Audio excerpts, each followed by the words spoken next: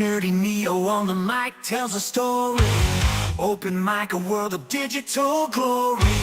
Talking quests and pixelated dreams. Gamers journey on the mainstream.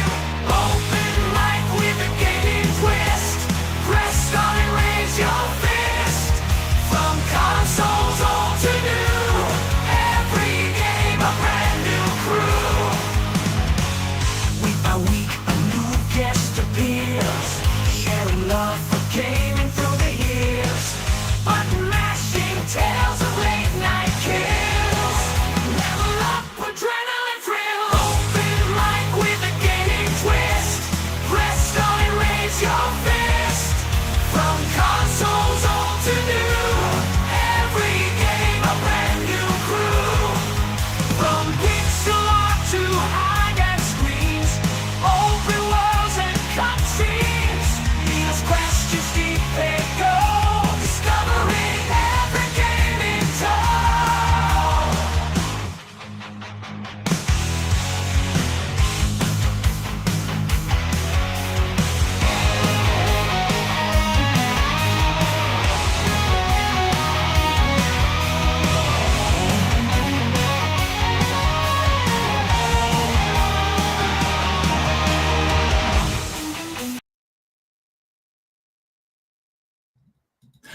Hello, everyone. Good evening, and welcome to another episode of Open Mic. Sorry about the tardiness. We had a little bit of technical difficulties, but we got it all sorted out. So we got a returning Open Mic guest. It's been a little while, but we got Christian Frates back, who's just a wealth of information. What's up, Christian? How's it going? How are you doing tonight? Doing great. So good to have you back. It's been a little while. It was about this time last year that we last had you on. So I have no idea where things are going to go tonight, but I'm looking forward to it. It's going to be a fun discussion. So, did you have anything in particular you wanted to talk about, or? Well, I have an impressive, collection that I own this Teen Titans comic book. Okay, is that like a? I don't know a Compilation. whole lot about comic books, but I know like first editions and stuff are always like It's a compilation based on the 2003 animated series. Okay, I saw a couple episodes of that show. And I also liked have it. Rippa vs. Yaira. Yaira, okay. And I also got this newly released one by Mugen Lord. Mugen. Oh, you know what? I'd never even heard of Mugen Lord until a few months ago. My buddy Carl, who's co-host on Party Chat, he had Mugen Lord on his show, and so I learned a bunch about him on that show when he had him on. So apparently he also has something to do with like a homemade fighting game. Do you know anything about that? Where you can like make your own characters and stuff? Yeah, Mugen, that's what it's called. I've heard of that. Yeah, I never heard of it until Carl had Mugen Lord on, and I learned a bit about it. That was a number of months ago, but I had never heard of him. And so it's funny you mentioned that when I had never even heard of him a few months ago until he happened to be on one of my co-hosts' show. I even have an action figure of Cole McGrath from Infamous. I was just going to say, I think that's Cole McGrath from Infamous because that Infamous came up on Top 5 on Tuesday night when we were talking about dead franchises we want to see revived. I don't remember who it was, but that was on somebody's list. Let's see here. Infamous, that was on Nightmare's list. That was his number 3. So I know you're often in my chat. I don't know how much of if you were in that one or not. Did you catch any of Top 5 on Tuesday? Well, I'm just trying to remember that I do overhear talking about like certain dead franchises or revived, like Sonic, for instance. Yeah, let's see here. Sonic was also on Nightmare's list at number 4. Yeah, and I couldn't resist, bringing up Sonic trivia, like snooping as usual, I see.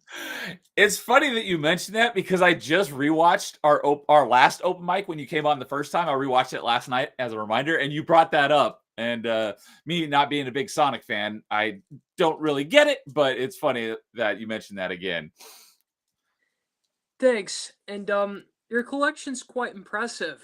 Oh, well, thank you. I don't have I would like to have more stuff, although I don't even have any more room back there for much stuff, but I don't really have like a whole lot of nerds paraphernalia. I would like to have more. I just never really collected a whole lot of it, but Basically, everything you see is everything that I got. I even have hundreds of DVDs and Blu-rays. Okay, yeah, I remember you talking about you're a big physical collector. Yeah, keeping physical media alive nowadays. Yeah, big proponent of physical media, and I know you do a lot of work to help like archive stuff and the work that people have done. So I don't really know all of what that entails, but that was something that Like you bonus mentioned a lot. features. Oh yeah, I remember you mentioning bonus features. Like I try to, check out bonus features of film shows and video games and make sure I submit the trivia onto sites like IMDb so more people are aware of it. Yeah, I remember we did bring that up last time. But do you have a behind the scenes sort of, bonus features movie that is your favorite with I don't really have a favorite. okay. Because I think we briefly touched on it last time, but I got the Matrix 10 disc set there that's got 2 discs per movie because it's got one that has the movie on it and then another disc that's got all the behind the scenes stuff. And then there's 3 additional like behind the scenes for the whole trilogy, Franchise? the whole franchise, yeah. And plus 1 disc for the Animatrix. And then I've got the Lord of the Rings extended editions, and each one of those I think has like 6 discs, or it might be 4 discs. It's been a long time since I've had it open, but 2 discs for the extended cut, and then each one also has 2 discs of behind the scenes. So it's been a long time since I've watched any of those, but I've watched most of all of that. It's just been a very long time. Yeah, and I see you have a Nintendo 64 there. Yes, that is. I I actually ended up with 2 because if you see right behind it, that's the back of another N64 cartridge and another N64 that's facing the other way. I just ended up with it because in college my buddies would bring their stuff over, and then you know after we were done with college, the stuff just kind of stayed there, so I kind of inherited it. But yeah, I was a big fan of N64, and that is my. If I had to number it, I don't know which one I would pick, but that is one of my top 2 favorite N64 games with the original Perfect Dark. And it would be tied. So if you were asking my favorite multiplayer game on N64, hands down Perfect Dark. My favorite single player game is Ocarina of Time. If I had to pick which one of those 2 I like better, that would be a tough call. Yeah, and I remember educating you about Grant Kirkhope, and he composed games like GoldenEye 007, Perfect Dark, Donkey Kong 64, Banjo Kazooie, Banjo Tooie, Grab by the Ghoulies, Viva Pinata, Kingdoms of Elamar. Yes, I do remember you mentioning that. I wouldn't have, but since I just rewatched our open mic, I do remember that. That last one, because I know there's a game called Kingdoms of Amalur. Is that the one, or is it you talking about something different? That was a game that he composed. Yeah, I just want to make sure that because it sounded like you said something different, so I'm wondering if we're thinking about the same game, because it sounded like you said Kingdoms of Olimar. Yeah, I believe it's a different pronunciation. Okay, so let's see here, Grant. Let's see here, Grant Kirk Kirkhope. Hope. There it is. Let's see here, Kingdoms. Okay, yeah, we are thinking about the same one. All right, I just want to make sure we're talking about the same game. So, but real quickly, I see Angry Canadians in chat. What's up, Canadian? Good to see you. And he's asking me who did my intro, and that intro was done by the awesome Nerd Slap. Normally, I have his channel linked in the channel description or in the stream description. For some reason, I missed it on this one. I'm going to add it here in a minute. But he has done both that and my Metroidvania Monday intro. So he's a good dude. And Nightmare's here as well. What's up, Nightmare? Good to see you. We were just talking about you. So yeah, he said he loved Infamous because he was on top 5 on Tuesday. So were you a fan of N64? Well, I didn't really play N64. Okay. But I do, remember that at, the Webb's gym that they would have an N64, for kids to play. I do remember playing Diddy Kong Racing. Okay. I didn't play a lot of it, but I did play it a couple times over at a friend's house, and I ended up playing a lot more Mario Kart 64 than Diddy Kong, but I like Diddy Kong better because it had planes. I also played Mario Kart 64 there. Okay. because I think you're a little bit younger than me, so it would make sense if N64 was maybe a little bit before your time. With what was the generation that like you really got into gaming? Well, I do play, on NES, PS1, Game Boy Advance, Okay, so you played some of the older PS2, stuff. GameCube, All right, okay. and here's the McFarlane Toys Arbiter. Oh, nice. Were it so easy, what will you have your Arbiter do? Yes, I do. Yeah, on our last one, I was talking about how Keith David is one of my favorite voice actors. I love that guy. And have you ever heard of the company U2's? Yes, they do kind of like the pop vinyls, but in a different art style, right? And more true to the characters, like they even did an action figure based on Jenny Wakeman from My Life as a Teenage Robot. Okay. I've never seen it, but I think you mentioned that one last time we talked because I do not know of that franchise. It's Nickelodeon, and it was created by Rob Renzetti. Okay. Yeah, I didn't see a whole lot of Nickelodeon as a kid since I didn't have cable and like Nickelodeon and Cartoon Network and stuff, all that. I didn't have it, so I only saw it when I was like over at other people's houses if they had it. Yeah, whereas I, on the other hand, have an eidetic memory, Yep, I remember that. and I can remember pretty much anything. Yep, it definitely helps for with your trivias and your tidbits of information. Yeah, are you excited for Mother's Day? Yeah, it's gonna be it's looking like it's gonna be really nice. It's been not cold, but it's been a bit windy the last like 4 or 5 days. But today it finally calmed down. It's nice and warm and sunny. I was actually in my pool today. It was great. So this weekend's gonna be nice. That's good to know. So, have you been playing anything lately? Well, I've been playing some Ninja Gaiden 2 on Xbox Series X. Oh, Ninja Gaiden 2 Black. No, the original. Oh, the original, the 360 one, just playing it on your Series X. Okay. Yeah, I'm currently, at chapter 2. Okay, nice. I haven't played Ninja Gaiden 2 in a really long time. I did just recently finish Ninja Gaiden Black for the first time in a really long time. Um, am looking forward because I've been backlogging a lot of games so I can recover my completion percentage, and I'm starting a ton of new games, and I'm doing all of the Master Ninja collection, which is Sigma 1, Sigma 2, Razor's Edge, and I'll also absolutely be doing 2 Black because I'm definitely looking forward to playing that one. I completed Razor's Edge. The 360 version or the Xbox One version? 360. The 360. Okay.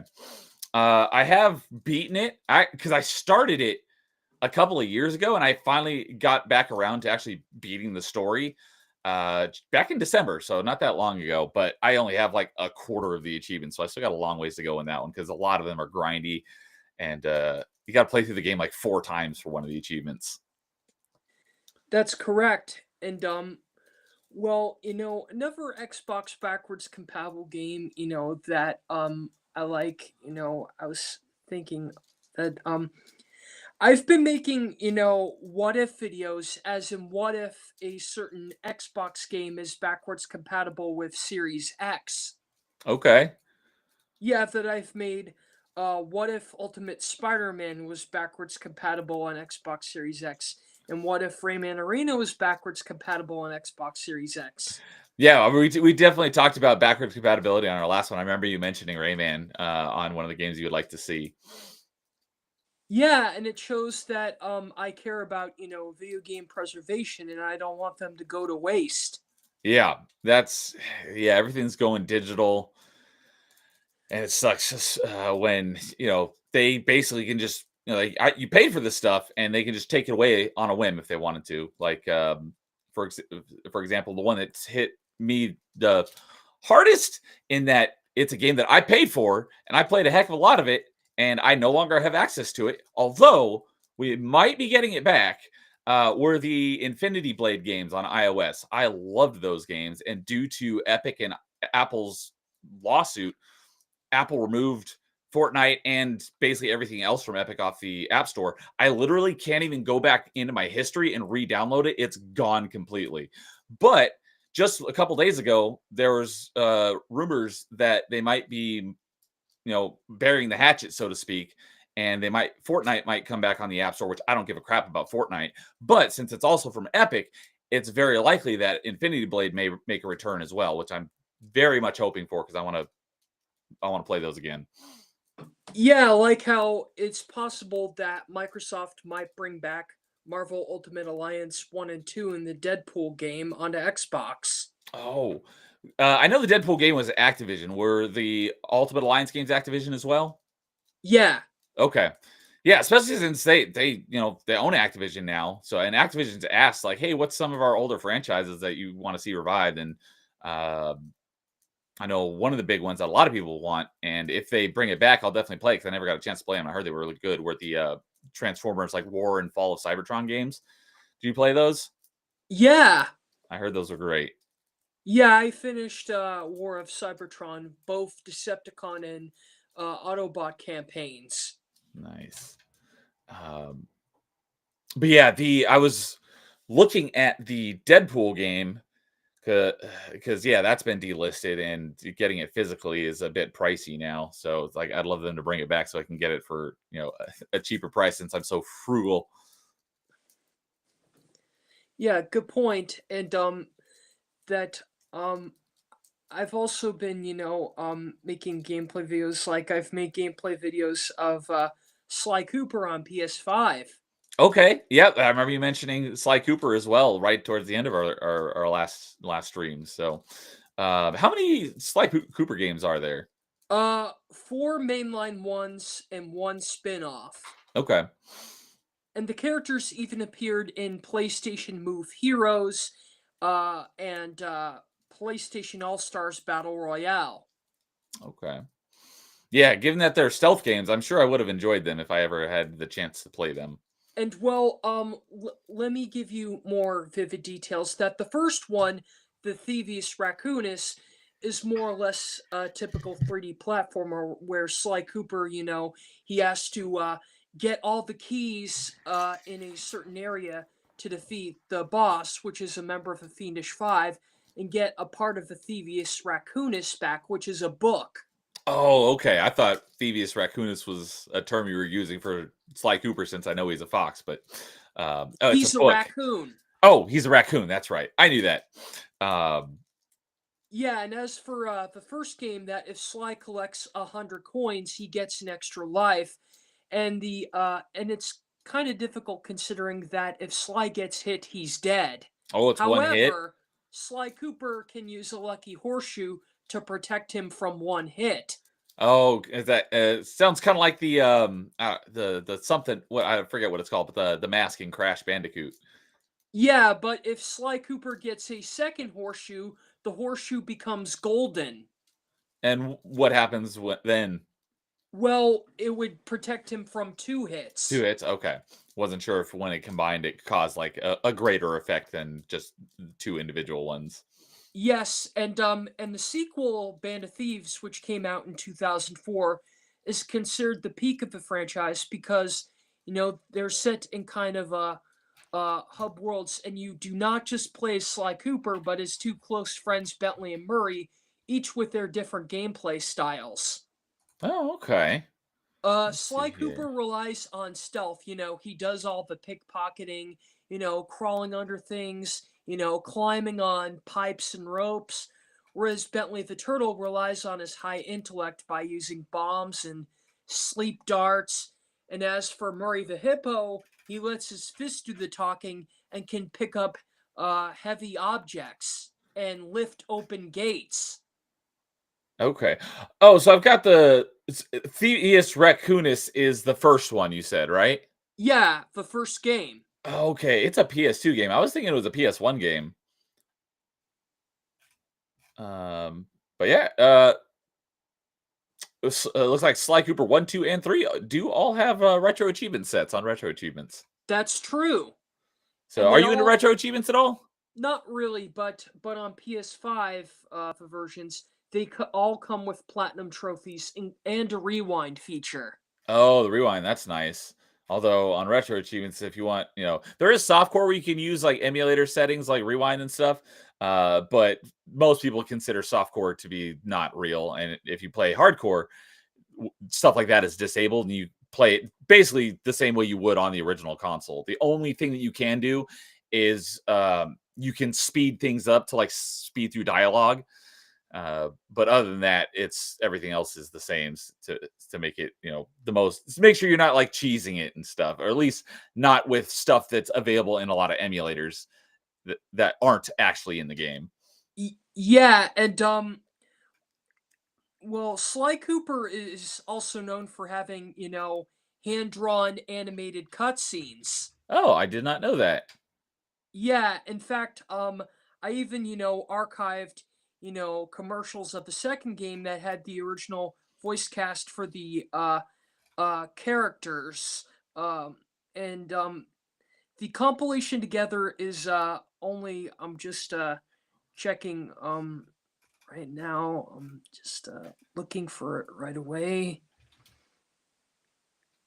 Yeah, and I'm looking for, because I do see Sly 1, 2, and 3.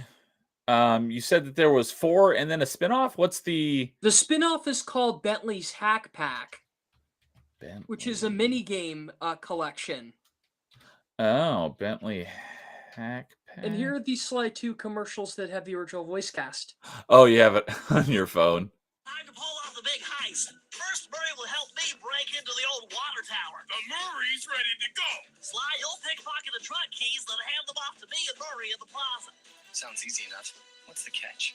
Well, we need someone to coordinate the job for the safe house. Oh, I'm not really sure how to use your computer. Not you, Murray. Them. So, you want to play? Rated E for everyone. I remember seeing these back in Cartoon Network in the fall of 2004. Okay. What's the job? Well, Clockwork's parts have been stolen, and we're the prime suspects on Inspector Fox's list. Ah, she's really quite lovely when she's angry. Sly, we've got to clear our name. Oh, sorry. And the Murraynator's got you covered. This is our biggest job yet, so we really have to work together, but the whole job is blown if we don't have someone at the controls. So, are you in? Rated E for everyone. Oh, so this is like basically all the Commercial compilation. trailers for the same game, not for the different ones. Plans? That's the easy part. We got it all figured out. Yeah, all figured out. We do? Well, Bentley does. Oh, And with Sly's skills, your muscle and my superior intellect, Bentley's the we're turtle. missing just one thing to pull off the biggest job of our lives yet. what's that? We need another player. We're looking for a fourth. That's why I said Bentley is the turtle. So, Okay, I just want to make sure I got that right. rated E for everyone. And Murray's a hippo. Murray, okay. Here's the fourth and last. All right, fellas, let's get down to business. Hit the lights, Murray. Check. So we still need one more member to pull off our biggest job yet. We need a fast learner Someone fearless. who can think on their feet, With quick reflexes. and someone with a PlayStation 2. Come on. Are you with us? Rated E for everyone. Nice. Yeah. So all three of them were PS2 games, and the most recent one was only PS3 and 2005. Vita. So so it was 2002. 2004, 2005, and 2013. Oh, so there's a big gap between that. The Vita, what was that, the spin-off one you mentioned, or No. which one was that? Well, Bentley's Hack Pack is also playable on PS3 and Vita. Thieves in Time was playable on PS3 and Vita. Thieves in Time. Okay. Oh, PS3 and Vita. Okay, that's why. I'm looking for retro achievements, and yeah, those ones aren't there because PS3 and Vita aren't on retro achievements. Those platforms aren't on. Well, Thieves in Time wasn't as well liked because of the cliffhanger ending. Oh, and that's basically the last like mainline entry, right? So it's been on And that Sly Cooper gets stuck in ancient Egypt. and 12 years later, people are still like, "Hey, come on, we gotta know what happens." Yeah. Oh, Sucker Punch. Yeah, that's right. It's Sucker Punch. It's like, well, maybe they'll bring it back, and because they brought another PlayStation franchise I like the look of, and I'm sure I would have enjoyed. I never played them though because I was never had PlayStation. But Ratchet and Clank, and I know the most recent one looked pretty good, but I have no idea what the gap was between the most recent one and the one before it. Do you happen to know that? Well, the previous one came out in 2016, which is a remake Okay. of the first one, and as a tie-in to the movie. Okay. So it was a remake. What was the last one like in like chronologically? Before that, it's called Into the Nexus, And do you know when that one came out?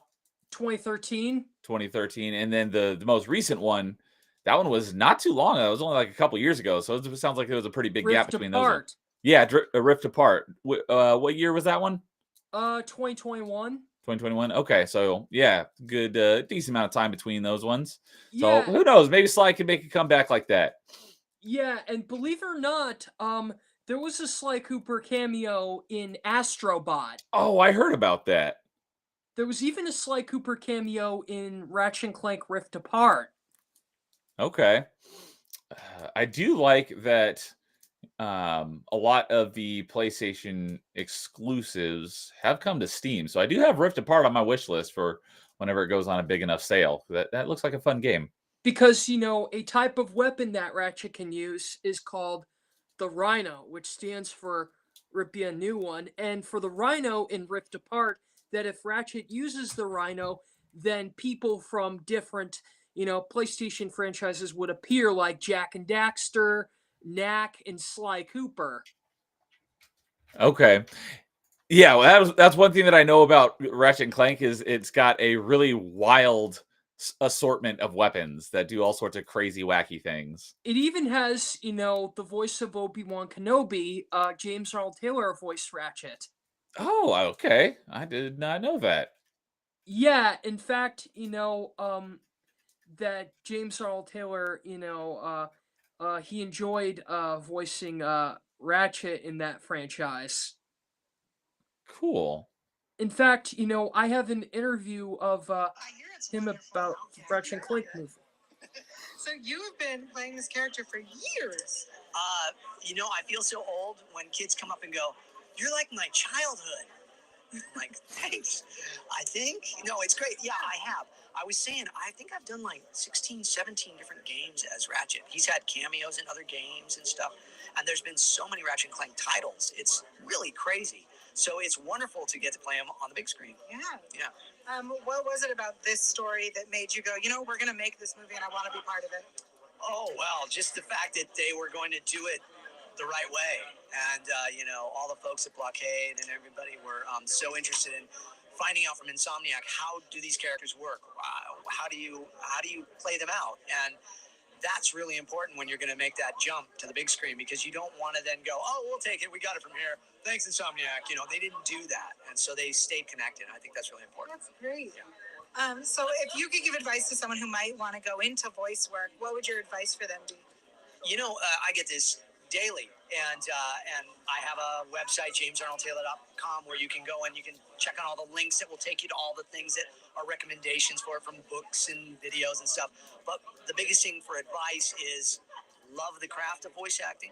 Know that it is an actual art form. It is acting. People sometimes will go, oh, it's just you go into a room and you make funny noise. No, it is a craft. Yeah. It's harder sometimes than any other thing you could ever imagine doing. Screaming 4 hours at the top of your lungs, and then just going out and getting a coffee afterwards. Right. No, it's exhausting work. It's wonderful work. It's gratifying work. Absolutely. It's the most fun you can ever have. Awesome. Well, thank you so much. Thank you. So he also did the voice of Obi-Wan in the Clone Wars series. Including Gendy Tartakovsky's Clone Wars. Ah, the real Clone Wars. Yeah. Nice. Cool. Yeah, I definitely haven't seen it, but the Ratchet and Clank movie that he was, promoting for right there, was that like a direct to DVD sort of thing? No, it was released in theaters, Oh, okay. but it financially flopped because it had bad timing with the Jungle Book remake. Oh, bummer. But yeah, have you seen that movie? I own the Ratchet and Clank movie on Blu-ray, and it's like it's like a retelling of the first game. Okay. Did you enjoy it, or was it not so Yeah, great? personally. Okay. Because yeah, like we said last time, video game movies have a uh, stigma of not being great. So And David Kaye voiced Clank. okay, that name sounds somewhat familiar. He voiced both Optimus Prime and Megatron. Oh, in Transformers Armada. okay, 'cause I was like, that's I know the voice of Optimus, but that wasn't the name I know that goes with it. Peter Cullen. Cullen, thank you. I wanted to say Peter Weller. That I did the same thing on the last time too. It's like, nope, Peter Cullen, thank you. But yeah, obviously he hasn't done Optimus for everything, but he's done it for a lot of Optimus stuff. Yeah, and for Ratchet and Clank voice cast, that Richard Horvitz voiced a good amount of minor characters. Okay. Yeah, like I know a decent amount of like actors and are pretty good voice actors as well for a lot of their names, but yeah, so like basically everyone, unsurprisingly. So And a lot of these names, I have no idea. Jennifer Hale voiced in the latest Ratchet and Clank game as Rivet. Okay, that name I know. So okay, so that's the female Lombax in the one, right? Yeah, she's the interdimensional counterpart of Ratchet. Okay, I did not know that Jennifer Hale was in that one. So With, if with I ever a end up playing it, another thing to look forward to. with a robot companion by her named Kit. Okay, basically Clank's counterpart from the other universe, right? Yeah, Okay, it was called. You said it's called Kit. her name's Kit. Kit. Okay, so and just like Knight Rider. Yeah. And for Ratchet and Clank, there were even Ratchet and Clank spin-off games. Okay, what? Like How many mainline Ratchet and Clank games are there? So Rift Apart. What is that? Is that like the fifth one? actually there are a lot of mainline ones. Let me do 1, 2, 3, 4, 5, 6, 7, 8, 9 mainline ones that aren't remakes. Wow, a lot more than I thought. Whereas the spin-off ones are 1, 2, 3, 4, 5, and 6. There's a lot more games in that franchise than I thought. Yeah, and there were even Ratchet and Clank toys. That is unsurprising. Yeah, and the games are known for outrageously silly humor. Yeah, I see that. I'll often see the Ratchet and Clank games come up on like video lists, especially when they're talking about like some of the lists of like craziest weapons in video games. Ratchet and Clank is usually on there with one weapon or another. There was even a Ratchet and Clank animated short called Life of Pi where Ratchet and Clank see a portal gun that opens a portal to a dimension filled with living pizza toppings. That sounds yummy. And funny. It's funny, Life of Pi, because that is the name of an actual movie. I never saw Yeah. it, but I remember it was like a guy is stuck in the middle of the ocean on a boat with a tiger. Yes, and the main villain is a robot mad scientist named Dr. Nefarious. I've heard that name before, but His voice actor was Armin Shimmerman, who also voiced General Scar from Billy and Mandy and Evil Con Carne, and was Quark from Star Trek. okay. I know most of those things that you just mentioned. Uh although what I was thinking of was in the Despicable Me movies, his like sidekick scientist who invents everything for him. I think he was Dr. Nefario. Nefario, not Nefarious. Very close. But the character of Dr. Nefarious came out in 2004. Okay. Is that Despicable Me. before the first Despicable Me? Yes. Okay. But I know that he was voiced by Russell Brand Who got in trouble. for wrong think. Yeah, but as I was saying, for Ratchet and Clank that one particular Ratchet and Clank game that is so different from the rest is Deadlocked. I haven't heard of that one. What's so different about that one? Deadlocked is a more, edgy type of Ratchet and Clank game, and it's about, Ratchet and Clank get sent to the shadow sector of the galaxy, and Ratchet is a contest to an illegal combat sport called Dread Zone about heroes battling to the death. Mm. What platform was that one on? PS2, That's a PS2 game as well. Okay. and Was the gameplay similar to most of the other games, or was the gameplay different as well? well, Deadlocked is more emphasis on combat with little platforming. It's also known for its addictive cooperative multiplayer mode. Oh, it's got co-op. I love co-op. Yeah, and that Ratchet uses little weapons, but they can be leveled up to 10 and 99 in challenge mode. Okay. Uh, let's see here. Oh yeah, there it is. So, yeah, it looks like I've got it pulled up on Retro Achievements, and out of all the Ratchet and Clank games they have listed here, they all have achievements except for Size Matters and Which originated for PSP. oh, so that's a PS2 port of a PSP game. Oh, the Size Matters on PSP. That one does have retro achievements, but the PS2 version does not, and that's probably why. And then Secret Agent Clank on PS2, exact same thing. There's a PSP version, so that must be a port of it. And that one, the PSP version, does have retro achievements. Yeah, Secret Agent Clank does originate from the PSP. Okay. So, have you played most or all of the Ratchet and Clank games? Pretty much. Okay. Which one? How would you personally rank them? Uh, I don't really have a favorite. That Deadlocked is one of my favorites. Okay, so the one's based more on combat than platforming. Yeah, and after every mission, Ratchet gets rewarded bolts, and he can use bolts, to get mods for his weapons. Alpha mods improve statistics like rate of fire and ammo capacity, whereas Omega mods add a secondary effect like napalm or freezability or acid. Okay. What was the because you said the Omega mods? What was the first mod called? Well, the Alpha. Alpha mods and Omega mods. Okay.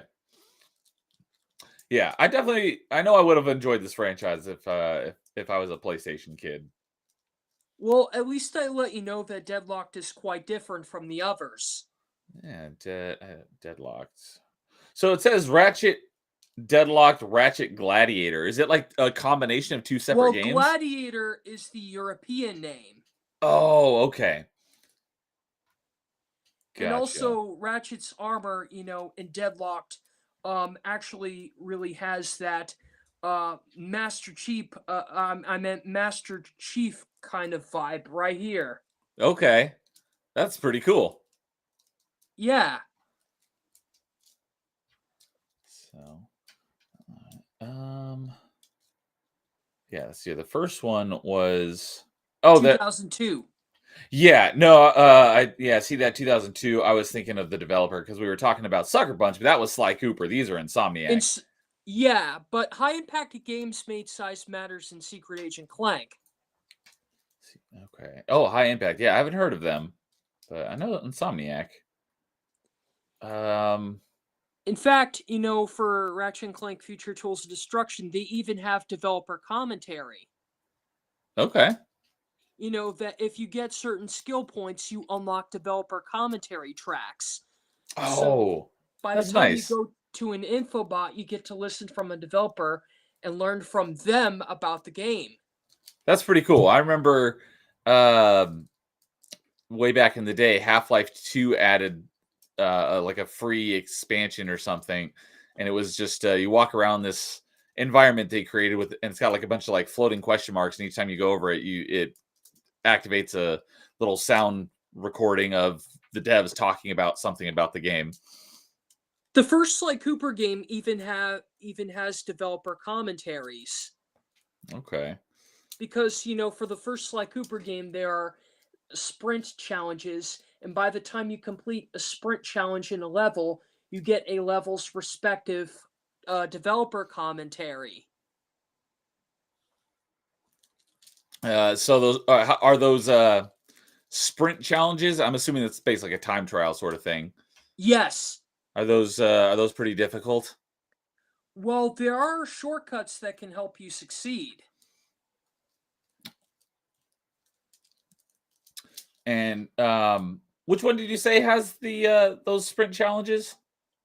Sly Cooper and the Thievius Raccoonus. Oh, in the first one. Yeah. Okay. And if you do all the sprint challenges, you get 100% in the game, and you unlock, Sly Cooper, live action commercials. Live action. Okay. Yeah, and even the commercials, if you have it on, if you be, you even get outtakes based on the commercials. Oh, outtakes. Those are always the best. Yeah, and I have the live action commercials right here. Okay.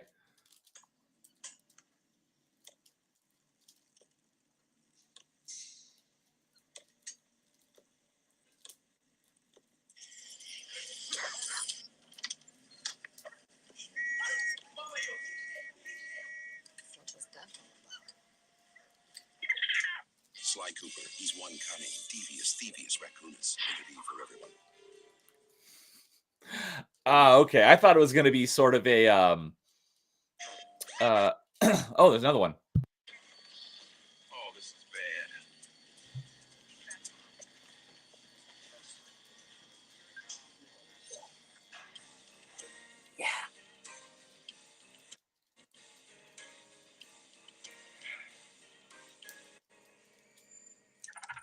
Sly Cooper, he's one cunning, devious, thievius raccoonus. Rated E for everyone. And here comes the third one. Okay. Point out a couple of pictures and then go home. Anybody you recognize here? I don't hang out with animals, man. I don't. Which one is he? Does this ring a bell? Which one? You sitting here lying to me, wasting my time. You're a liar, and I know you're a liar. Sly Cooper, he's one. Bunch of animals in the lineup. And here come the outtakes that were in the game's files after you get 100. Welcome to the commercial outtakes for Sly Cooper. He's one cunning, devious, thievius raccoonus. He's also one pretty bad actor. Okay, cameras rolling and action. What's that all about? Okay, no. Can we get him to stop licking? Or where's he going? Where is he going? Can he look at the camera? Not you. Oh, I love raccoons. What is that? Then you'll like Sly Cooper. He's chewing an egg, or is he gonna hurt her? Come back here. Fleas? Oh, that's crazy. Remove the stick. Okay, he's not supposed to eat the peanuts. Can someone get another raccoon in? Bad. Okay, smoke. Okay, less smoke. All right, smoke. All right, who's doing the smoke? We've got way too much smoke. Oops. Okay, very. Hello, Bandit. If I ever had a raccoon, that's what I would have named him as well. I would have named him Bandit. Wait, Bandit? Bandit, where are you going? Bandit! Hey, I know that cat. Which cat? Which cat? Where? Show me the cat. Where's the cat? Show me the cat. I don't see no damn cat. Show me the cat. Yeah. Yeah, I know that snake.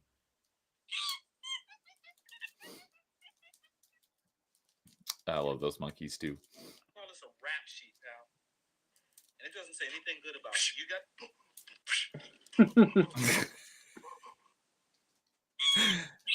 Not that kind of rap sheet. There's a lot of cops. Right? The police. And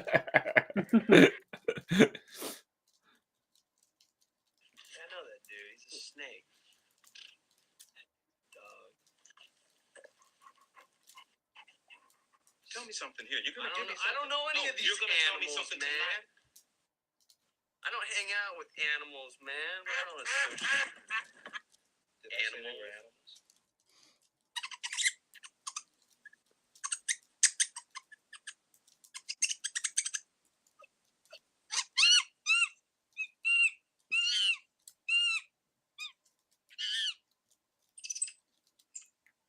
Sly Cooper has a lot of that Looney Tunes-ish charm. When you said live action trailer, I was thinking it was going to be like, real people and then like animated Sly Cooper in it, kind of like Roger Rabbit sort of thing. But no, that's great. Yeah.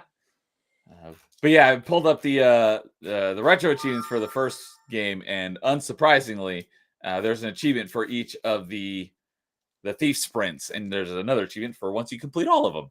So yeah, it shows that I know my facts. Oh, absolutely. I would never doubt it.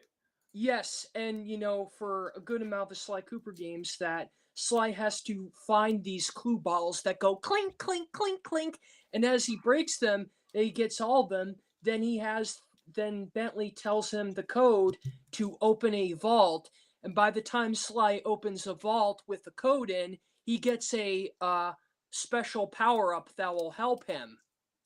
Oh, what's that do? Or is You it know, dependent on the level? Well, yeah. Well, in the first game, that it depends.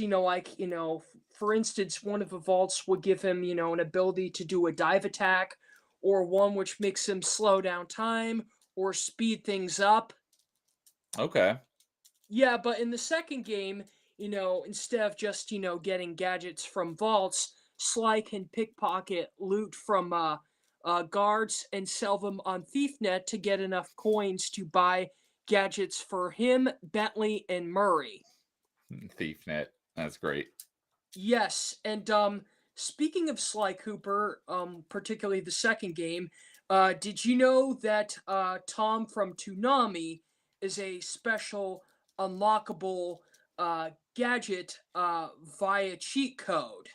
Because I Toonami definitely did did. not know that. Is that the robot that was like the face of Toonami? Yes, Okay. It was part of an actual Toonami did sweepstakes with the first three Sly Cooper games, and I was able to show a streamer his trying to remember his name. I'm looking right now. Trying to remember his name. Yeah, and I was able. His username is Anime Night 1992, and I taught him, the Toonami Tom cheat code for Sly Cooper, which enables Sly to throw Tom for Toonami as a cheat code, and he discovered it thanks to me. Nice.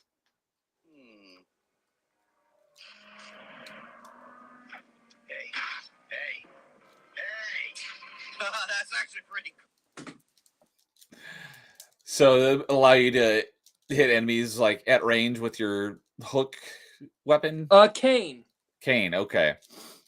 Yeah, and with Sly Cooper's cane, he can use it to grab onto things. I would assume so. For like zip Yeah, and lining. also pickpocket. Oh, okay. Yeah, and each level in the Sly Cooper world takes place in an animal anthropomorphic version of real life. Okay. That would make For sense. instance, if Sly, Bentley, and Murray go to Paris, the guards are frogs, rats, and warthogs, respectively. And if they go to China, the opponents are monkeys, pigs, and tigers. Okay. Yeah. So speaking of anthropomorphic animals, another, I can't say franchise because there's only one of them, but it's one that people are long waiting for the second one. And I just blanked on the name. It's published by Ubisoft. Beyond Good and Evil. Did you ever play I remember that? playing that. Okay. Yeah, I played that because it's one of those franchise or not franchises. Like I said, it's only one game, but the Beyond Good and Evil 2 has been in. I don't even know if you can say development hell, but probably worse than that because people have been looking forward to that for years, and they keep saying it's coming, and they don't show anything. And people are like, "This, I don't know. This game is like the holy grail to some people." And I played it a couple of years ago, and I'm like, I mean, it was okay. It wasn't that great. I don't know why everyone's like so excited for this game. I actually like it, and Beyond Good and Evil even got a 20th anniversary edition. Yeah, I did see that. I played the. I'm pretty sure I played the Xbox Live Arcade version. Um, Or HD. let's see here. Beyond. Oh, hold on. My filters are wrong. Come on.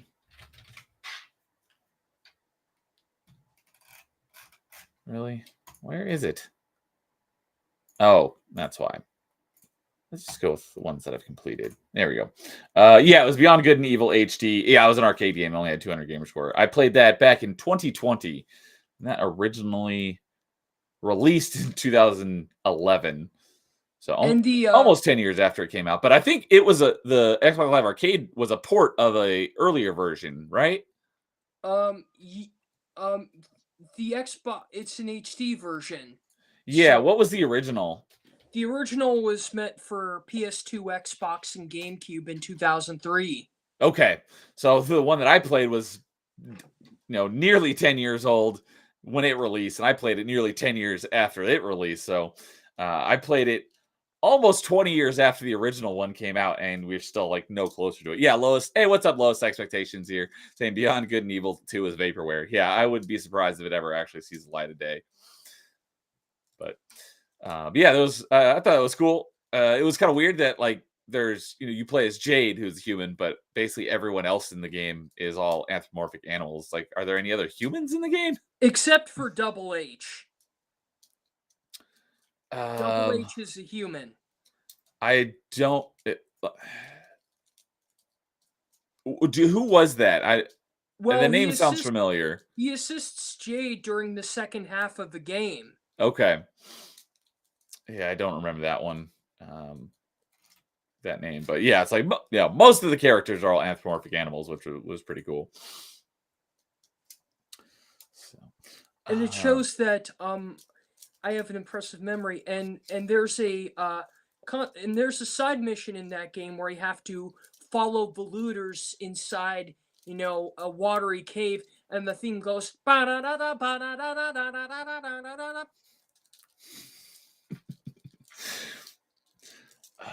Yeah, I did. I got all the achievements on the Xbox Live Arcade version, so I did play it all in its entirety. I just don't remember a lot of it.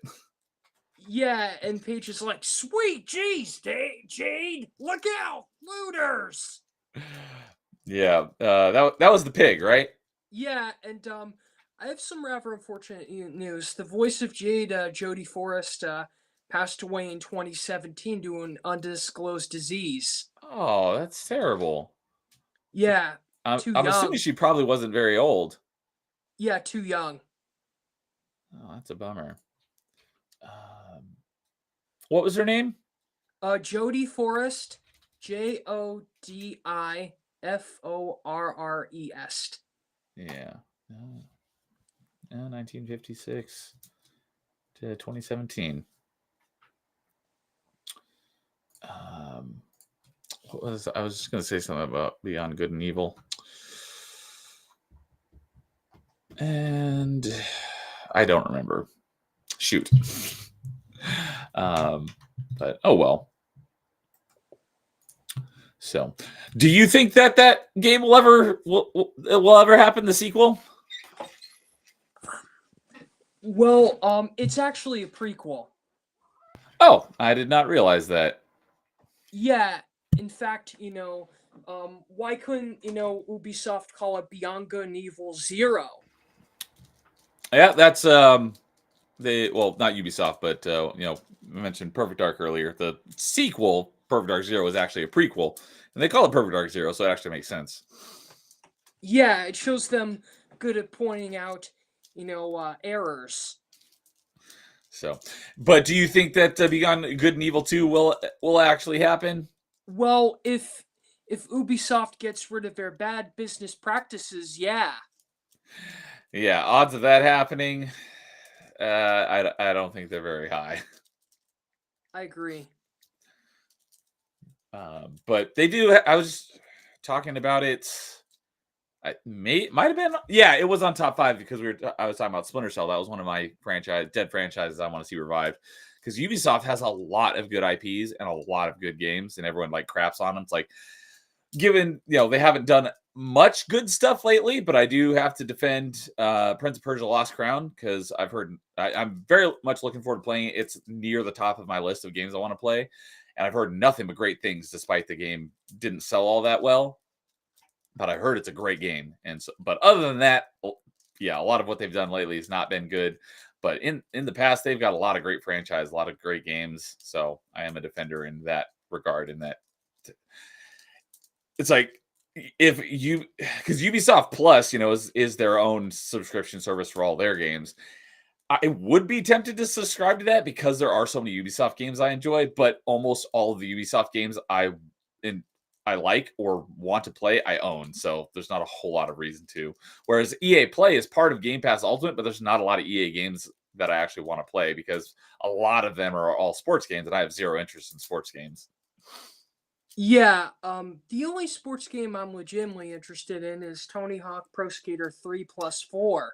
Well, extreme sports games is another story. Yes, I love the Tony Hawk games. I'm very much excited for 3 and 4. Yeah, the deluxe edition lets you play as Doom Guy. Yes. I'm because I'll have access to it via Game Pass. I'll probably do that upgrade. Because yeah, playing as the Doom Slayer, that'll be great. And it also has what the heck is the name of that demon? Is it the Revenant? Let me double check. But the Doot demon, that one will be in there as well. Doom. I want to say it's the Revenant.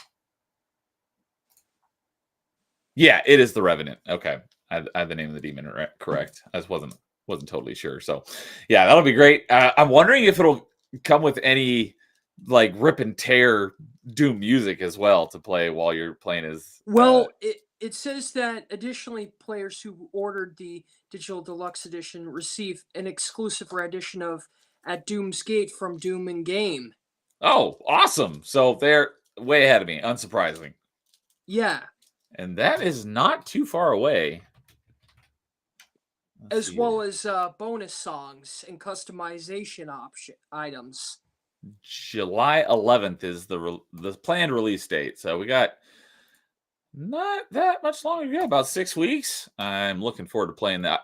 I will be playing that day one for sure. Yeah, that'll be exciting.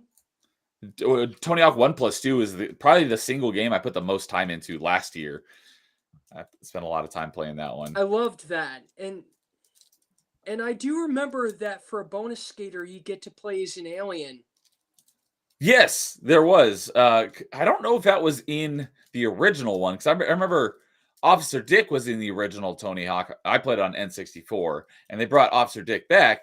The only difference is that now, instead of just being a generic guy, it's Jack Black. Exactly, it's Jack Black. But there is the alien as well in 1+2. I don't think he was in the original Tony Hawk one, but I could be wrong about that. Well, the alien wasn't in the original. Okay, I didn't think so. But yeah, that Tony Hawk 1+2 is a phenomenal, shining example of like how to do a remake or remaster, whatever you want to call it. Is excellent. And I still have 2 more achievements left. I will probably get them eventually. I just don't know when. I have to get the one for getting to level 100, which I'm not that far away from. I'm like level 85 or something. But like most games, each level takes more XP than the last, so it's going to be, no pun intended, a grind. And then the other achievement I still have to get is all the hard get theirs. Yeah, one of my favorite fighting video game franchises is Dead or Alive. Okay.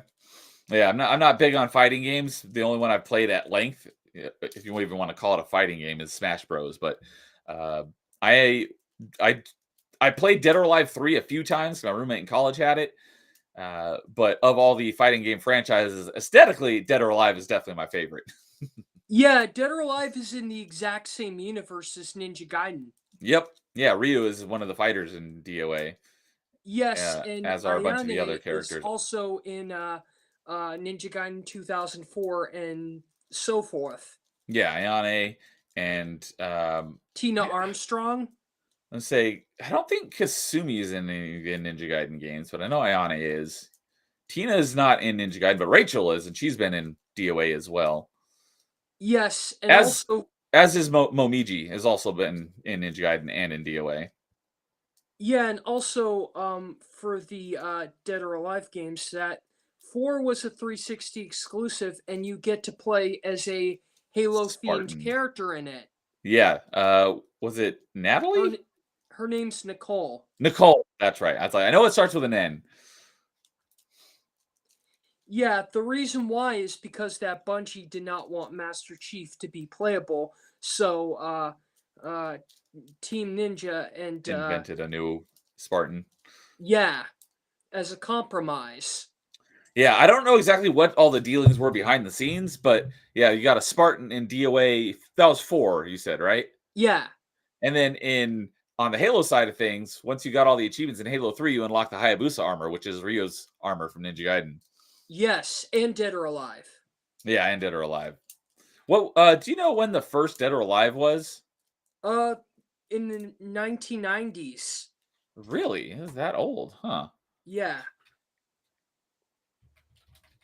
specifically 1996. Wow, I did not think it went back that far. So, 'cause I thought, Ninja Gaiden as a franchise is older because that goes back to the 80s. But, uh, you know, what we know now is Ryu Hayabusa from the original Ninja Gaiden on Xbox. I thought that predated DOA, but no, because that was 2004. And yeah, the DOA games have been around since, the previous decade. Was Ryu in the earlier DOA games, or did he make a debut later after he got? He was in the earlier Dead or Alive games. Oh, okay, huh? Was he similar to the how he was in Ninja Gaiden / Ninja Gaiden Black, or Not until Ninja Gaiden the 2004 version came along. So as a result, the first 2 Dead or Alive games were remade for a compilation called Dead or Alive Ultimate, which is Xbox exclusive. okay? I've heard of that one. So the Ryu in the earlier Dead or Alive before Ninja Gaiden launched on Xbox, it's like a different character model. They look different. Yeah. Okay. So, all right. Well, interesting. I did not know that. I thought the modern incarnation of Ryu, although what we know him as now, debuted with Ninja Gaiden 2004, but his 3D introduction was in DOA in the late 90s. Then it sounds like 1996. okay. I did not know that. So, have you seen the Dead or Alive movie? No. I'd never seen it until sometime last year. Friends over the Melee Games channel, they did a watch party for it one night, so I caught like the second half of the movie. It was a lot of fun. It's cheesy, trashy movie, but it was fun. Yeah, there was even, beach volleyball spin-off games. Yeah, I've never played those, but I do know of them quite well. Well, and for the first beach volleyball game, there was a commercial that had Keith David as the narrator. Really? I'm not making this up. Oh no, I would not doubt you at all. So I did not know that. That's pretty cool. Yeah. So, I might have asked you this last time, but do you have a favorite role of Keith David? Well, I would say that one of them is Psychedelic from Megamind. Okay. I know of the movie. I have not seen that one. Well, he actually voiced Psychedelic in Megamind video games. I would assume he did the voice both in the movie and the game, or did he only do it in the game? Psychedelic did not appear in the movie. Oh, okay. So he's a character specifically for the video game. Well, technically originated from earlier drafts of the movie. Oh, but he got cut from the final draft of the movie. Yeah, because he's part of a group of supervillains called the Doom Syndicate. Okay, that's a pretty cool name. And the Doom Syndicate characters were scrapped from the earlier drafts of Megamind to keep things more simple. So as a result, they were relegated to the video games instead. Okay, so I'm assuming he's one of the bad guys since he's part of the Doom Syndicate. Yeah, he's a disco-themed skeletal member of the Doom Syndicate. That sounds great. That makes me think of the antagonist in Dr. Facilier, who's that? the villain from The Princess and the Frog. Okay, I haven't seen that one. Is he musically themed as well then? Yes. Okay. I was thinking of the antagonist from, I think it was Despicable Me 3. The bad guy was like all about That's like dancing. Balthazar. That was Balthazar. Brat. Yes, that's who I was thinking of as like a musically themed antagonist. I like that character. Yeah, and Keith David's voice for Psychedelic is like, well then, now all the guests are here. Let the party begin. Not before we party like a plague. First, baby, get that super square. Definitely sounds like something he'd say. Yeah. So, have you seen for me, hands down my favorite role for him is Anderson in Mass Effect. That is also my favorite video game franchise of all time, so no surprise there. Yeah, I like the trilogy. Yeah, I think we mentioned it last time where we were talking about Mass Effect 2 because I think you said Mass Effect 2 is your favorite of the three. Yeah, and I'm currently, at the mission, after surviving the Omega 4 relay, I have to bring my team, and now I'm in the part where I have Samara doing the barrier. Okay. Oh, so you're right at the end. Yeah. Are you playing the 360 version or the Legendary Edition? 360. 360? Nice. With all DLC. Nice. Yeah, that's the way. Yeah, I've got 100% in all of the 360 games, but I have not played Legendary Edition yet, but I am getting very close to it. I'm looking forward to playing through it again because it's been a long time since I've played the campaigns. So, hey, Comics Dad's over on Rumble. What's up, Comics Dad? Good to see you. Hope I'm doing well. Well, thank you very much. Appreciate that. Hope you're doing well as well. So, yeah, we're open mic, so things are all over the place. No set topics, so we're just having fun talking about whatever. So, and Andromeda. I did get 100% in Andromeda as well. Interesting. Did you play Andromeda? A little bit, but I'm not a fan. Yeah, understandable. I don't think it's a great game, but I think it got overly hated. It's a very middle of the road, perfectly acceptable game. The gameplay is great, but yeah, the story and the writing and the characters and stuff is all very lackluster. But so in that regard, I am a defender of it in that I don't think it sucked. It was just mediocre. And everyone's like, "Oh, that game sucked. It was awful." It's like it had some redeeming qualities. One of my favorite gaming YouTubers that makes me laugh is Donkey. Okay, I've heard the name Donkey. We mentioned it last time we were on. The main reason why I know about him now is because he released a very well received Metroidvania, and Metroidvania is kind of my thing. Animal Well. I've heard great things. I have not played it yet, but I'm looking forward to getting to it at some point. And Jack Black, on a recent video, said that his son got him into Donkey. So, like as the content creators, right? Yeah. Okay. Yeah, I've never seen a single thing of his. I wouldn't recognize him if I saw him. I don't even know if he shows his face, but what kind of content does he do? Well, game reviews and playing video games and Okay, and, so he is and he has a great sense of humor. Like he made a hilarious video called he even made a video called Kingdom Hearts Explained, which is a pretty much accurate recap of Kingdom Hearts, but people would assume that he's joking. Yeah, because I that's one thing that I know about that franchise is the story is very convoluted. So, is he actually recapping like the actual story of those games, or is he Yeah, kind of mocking it, or maybe he's mocking it while explaining it? well, he's actually recapping it and sometimes adds in a few jokes. Okay.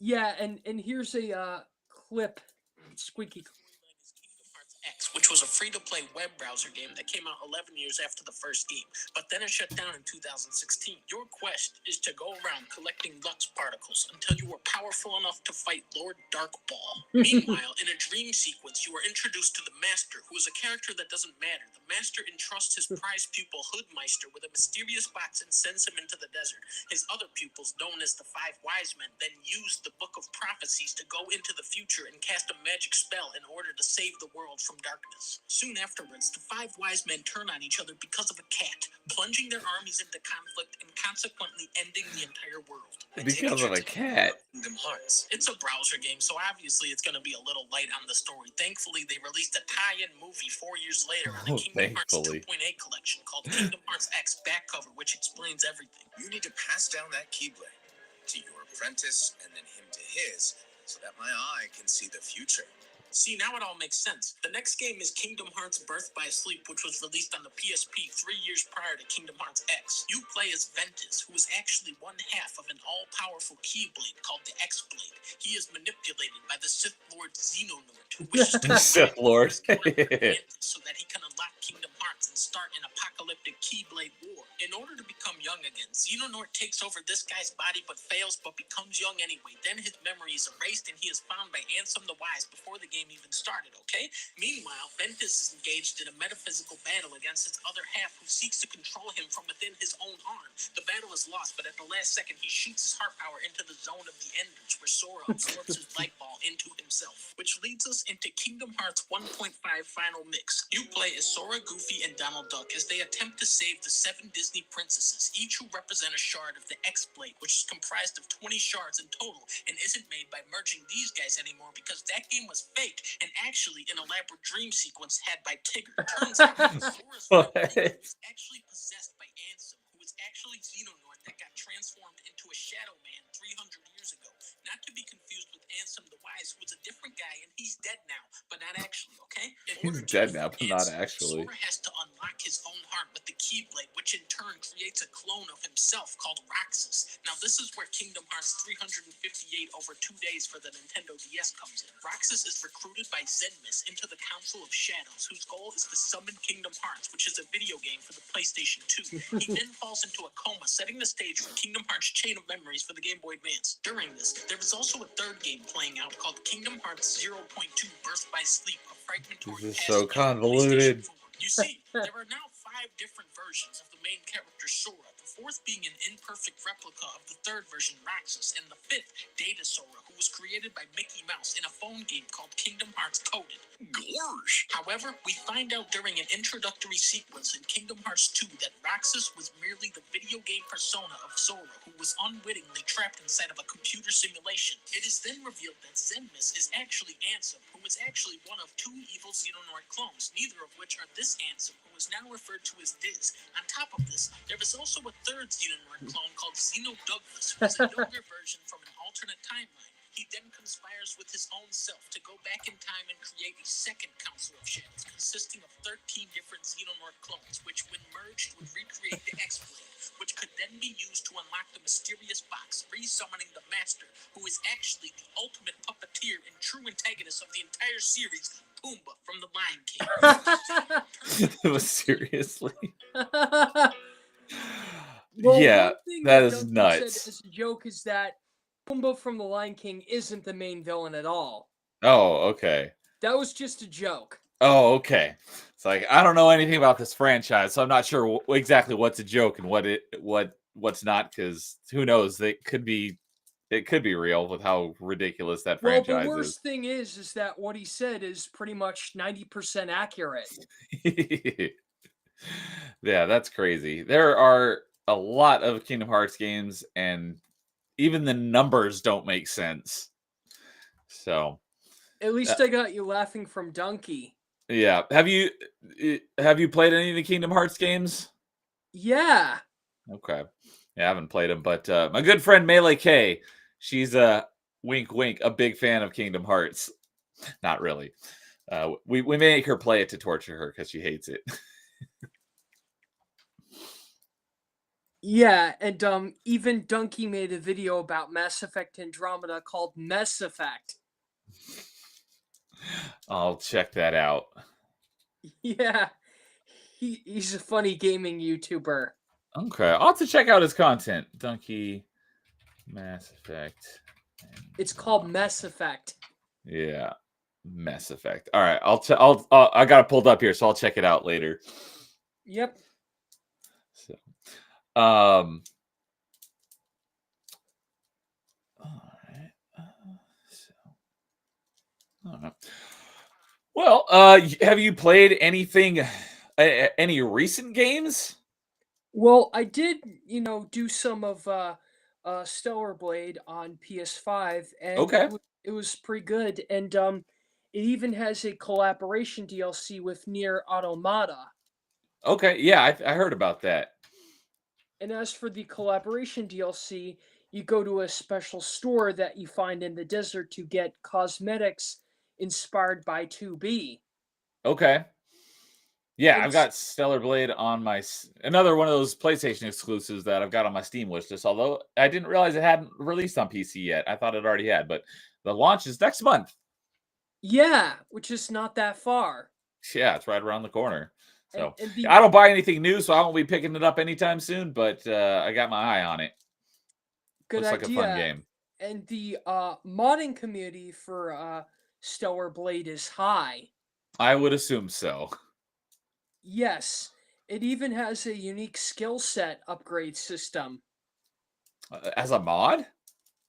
No, not as a mod. Oh, In the okay, just in the game. I thought you meant like modders modded a whole nother system into the game. I'd be like, that's impressive. And it even sold a lot of physical copies. Yeah, I've heard. I've heard a lot of mixed stuff about it, but from everything I've seen from the game, it looks interesting. I thought it was good myself. Okay.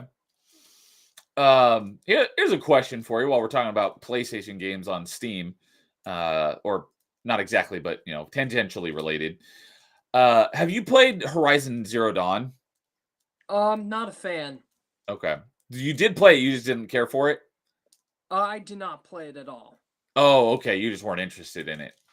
Yeah. All right. Well, never mind then. Because I have the first one on Steam. I think I ended up with it for free, or I got it for like super discounted. But they got I mean, that game is not very old, and it already has a remaster upgrade. And I was gonna ask you if you think the $10 remaster upgrade is worth it or not. But if you're not a fan of it, then you probably not the person to ask. Maybe Well, someone in chat, if you played it, is the $10 upgrade worth it? well, I do like Lollipop Chainsaw Repop. Okay. I know that was a popular one back in the day. I never played it. I'd probably like it since it's a hack and slash, and I like hack and slash games. And yeah, it was. I think it did a lot better than I thought it would when the repop came out. Was that last year? Yeah, and like I said, it was co-written by James Gunn. Oh, like originally, or did he work on the repop version? Well, he co-wrote the original. Okay, I did not know that. Yeah, in fact, he even had his collaborators do voice acting, like Tara Strong, Michael Rooker, Greg Henry, Linda Cardellini. Okay, I know almost all of those names. I didn't know the third one you just mentioned, but all those other three, I knew those ones. Yes, and the modding community for Lollipop Chainsaw Repop is high. Okay. Yes, in fact, fans have been modding, the licensed music from the original, into the game. Oh, did the repop not have the original soundtrack? Correct. Like Because of Spinning Round licensing, I Round assume. or Cherry Bomb. Yeah, I didn't play it, so I don't know any of the music, but I'm assuming that they changed the music because of licensing. Yeah. Yeah, licensing often makes no sense because like you license it for the game, and then all of a sudden you have to like delist the game because the license expired. It's like that doesn't happen in movies, so why the heck does it happen in games? It's like Yes. it should be in perpetuity unless you re-release the game as a separate launch. Then it makes sense. So like doing repop, not having the same music in that one, it makes sense. But like there are games where you like Forza Horizon's a great example. They license cars in the game, and then they have to delist the game later because the license expired. It's like why? It makes no sense. Yes. And the repop version has been getting updates, extra, costumes for Juliet Starling to wear. Okay, Yes, so have you beaten that one? I did. And there's a good ending and a bad ending. Okay. Did you play? I'm assuming you probably did. Did you play the original as well, or just the repop? I only played repop, but the repop version comes with two different versions to play. An updated version of the 360 uncensored version and a version that is based on the Japanese censored version. Interesting. The Japanese had a censored version. Yeah, the Japanese censored version is more colorful. Interesting. Okay. So, And the only minor fixes they did was, gameplay elements that the development team did not get round to eventually, or I meant originally. oh, gotcha. Okay. But yeah, as for myself, yeah, like I said, I normally rarely ever play new stuff until it's a year later or so when I can get it on a steep discount. But I just did a whole stream, not on my channel. I was on Carl's channel last night. And I played a brand spanking new game that just came out in March, and we talked about it for about 2 hours, and we had a lot of fun. That was Split Fiction. So I played a brand new game, but that's thanks to the Buddy Pass. So yeah, he bought the game, and he was able to give me the Buddy Pass so I could play it for free. So by chance, did you happen to play Split Fiction? No, but I've heard of it. Okay. Yeah, we had a great time talking about it because it was a great game, and we both highly enjoyed the game and definitely highly recommend it.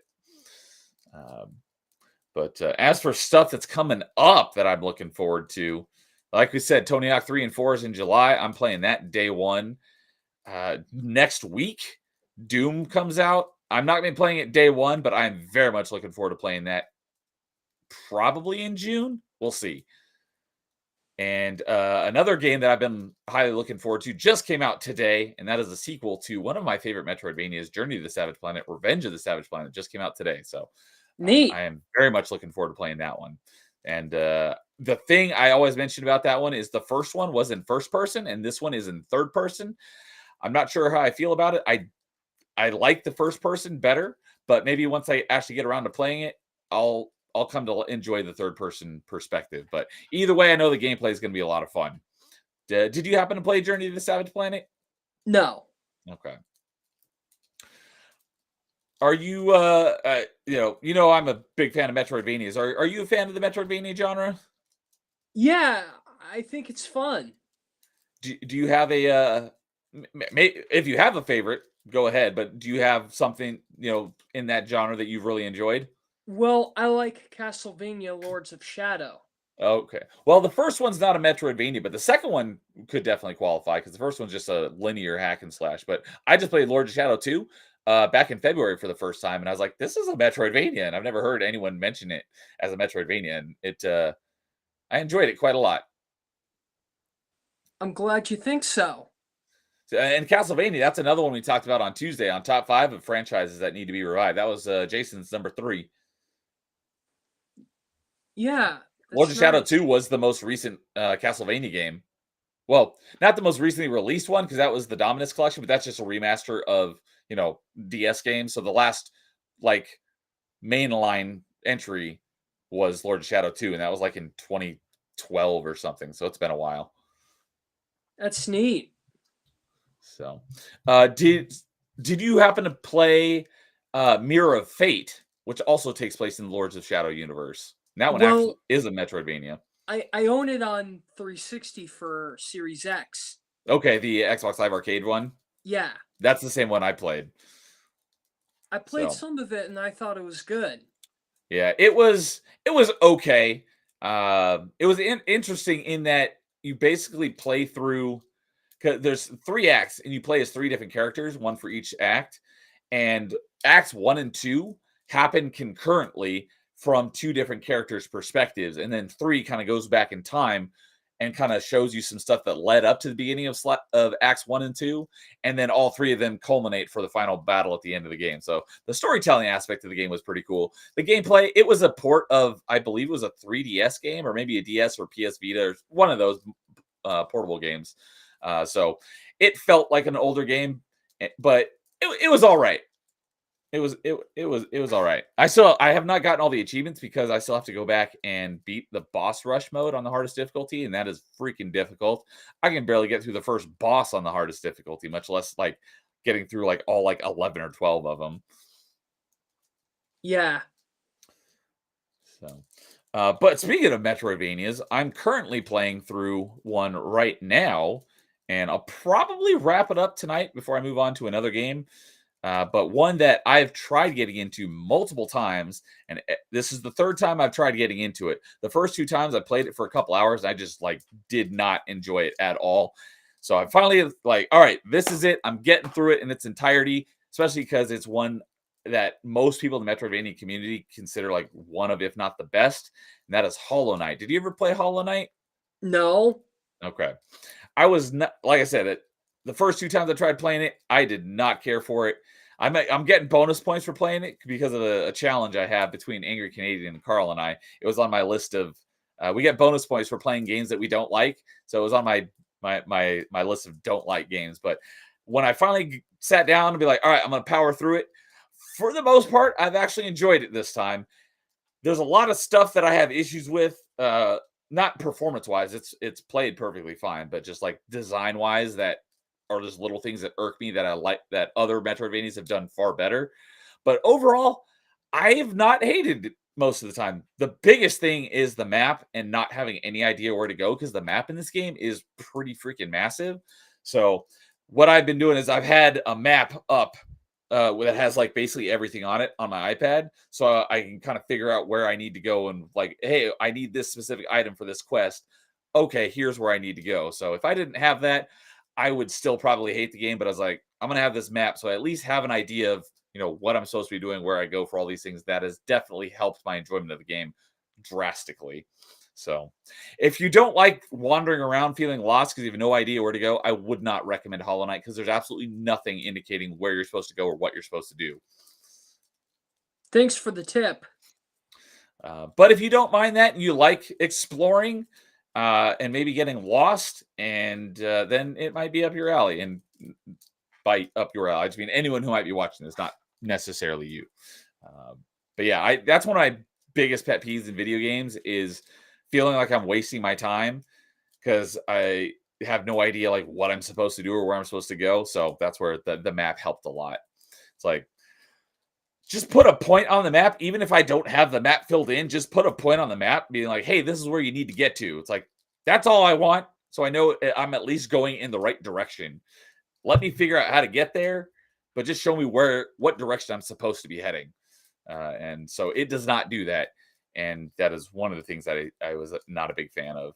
Heck, you don't even see yourself on well, first of all, you have to buy maps in order to get a map, and you have to go find in each of the there's like 12 different areas of the map, like little biomes. And you have to go find the map guys. And if I didn't have the map up showing me where he was, you could be wandering around forever just trying to find the map guy. Then you have to have the money to buy the map. And once you have the map, you don't even show up on the map unless you have a certain item equipped.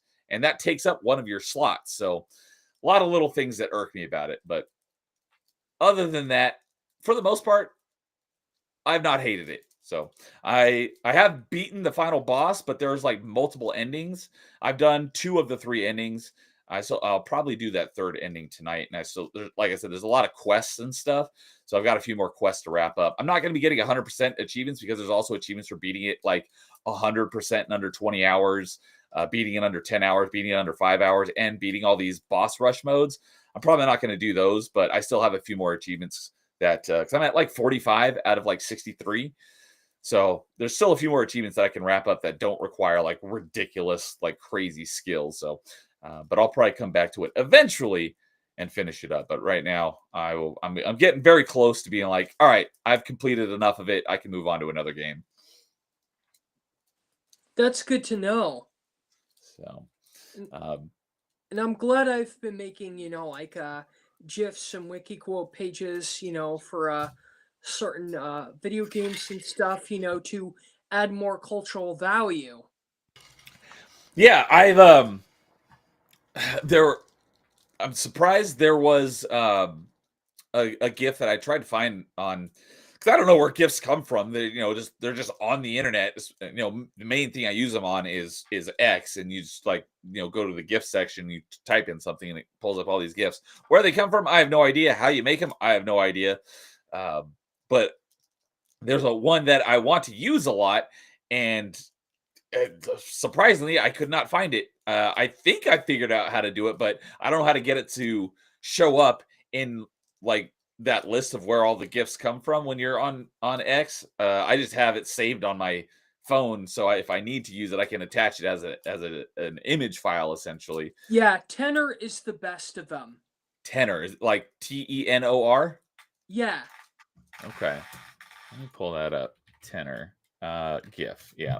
All right, I've got that open, so maybe that'll help fill that in for me later on. But the clip was for when I really agree with someone was from, I believe it was Matrix Revolutions when did he have a name? Or I think they just called him the kid. The kid that kind of follows them around and he wants to sign up for basically the military, and Mifune's like, you're not old enough. He's like, the machines don't care whether I'm old enough or not. And Mifune's like, ain't that the goddamn truth? So I clipped that out so I could post it as a GIF for anyone who's says something super base and I agree with, like, ain't that the goddamn truth? I even made GIFs off of the Enter the Matrix game. Okay, I played that one way back in the day. I remember enjoying it. I've heard, that could have been due to rose tinted glasses because I played it, right when it came out. I haven't played it since, but I've heard that it has not aged well and it's not a great game. I haven't gone back and played it yet, but I think what has aged a lot better was the Path of Neo game, which is, as we mentioned on our last open mic, the one original Xbox game I have that is not backwards compatible, and I have no way of playing it, but it's right there at the very end. But what did you make from Enter the Matrix? Like GIFs based off of the live action cutscenes, and I noticed that nobody made GIFs based off of those. Oh, okay. And you did that in Tenor? Yes, and I was Okay. able to use a video file of the Enter the Matrix live action cutscenes and convert them into GIFs, and even added in the subtitles for what they're saying, like the train man saying 72 hours. It's funny. Speaking of the train man, that I don't know the actor's name, Bruce something. Bruce Spence. Spence, yes, thank you. Because I just went and saw Revenge of the Sith in theaters this last weekend. My buddy took me, and he's the Utapayan ambassador. When Obi-Wan lands on Utapau, he's the guy with the scaly looking face that comes up and talks to him. And he was also the mouth of Sauron from the Yes. That's right. He was the mouth of Sauron in in Return of the King extended edition, because that character was not in the theatrical cut. Exactly, but did appear as a boss battle in the tie-in video game. I did not play that game, but I did know that he was a boss battle. I've heard that those Lord of the Rings games were actually really good. Yeah, and they even have, interviews with the voice cast. Did all of the actual actors voice their characters, or did they get sound-alikes? Well, it depends on the situation. For Two Towers, there's Viggo Mortensen, Orlando Bloom, John Rhys Davies, Ian McKellen, and Elijah Wood. Whereas for Return of the King, Elijah Wood, Ian McKellen, Christopher Lee, Andy Serkis, Sean Astin, Billy Boyd, Dominic Monaghan, John Rhys Davis, and David Wenham. Okay, so they did get all their actors. Pretty much, yeah. Nice. That's always nice when because for back then, especially, it made a lot of sense because those tie-in video games were like a big thing back then. Not so much now. I was talking about that on I don't know what stream it was, but we were talking about like how tie-in movie games don't really exist anymore, and when they do, they're they don't have the actors from the movies do their characters, but back then, a lot of the times they would. So it's nice when you have the same person doing both. Here are some of the videos from the Return of the King, interview Return of the King game that archived. Faramir, Prince of Gondor, was one of the few men who withstood the power of the ring. But Faramir and Boromir were brothers, and it isn't beyond possibility that Faramir went to Rivendell instead. And if that happened, Faramir could have survived and returned to Gondor. Now we're going to explore this fact by unlocking the character of Faramir. See for yourself what else he might have done during the War at the Ring. Good luck.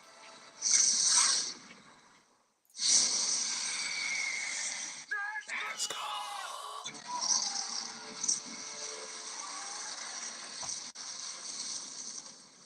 Game players should unlock Faramir first because he's a character who is in possession of multi-skills.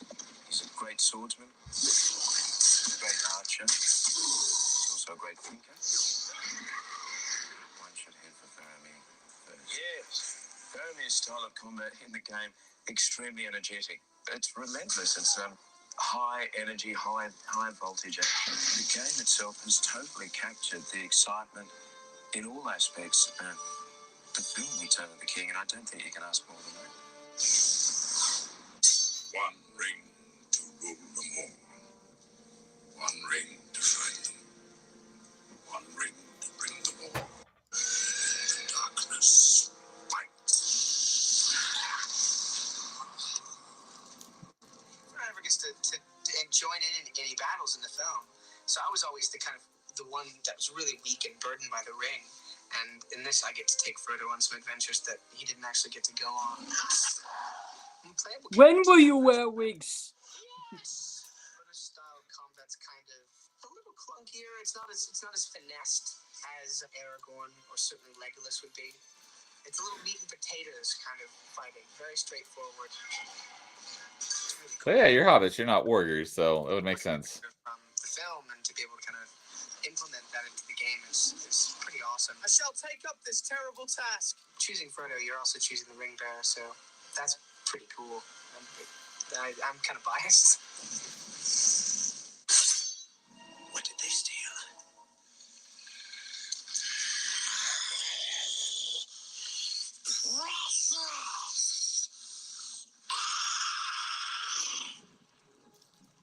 Gollum for me was like a major addict who just needed his fix. He was like a kind of a junkie, ring junkie. Yep.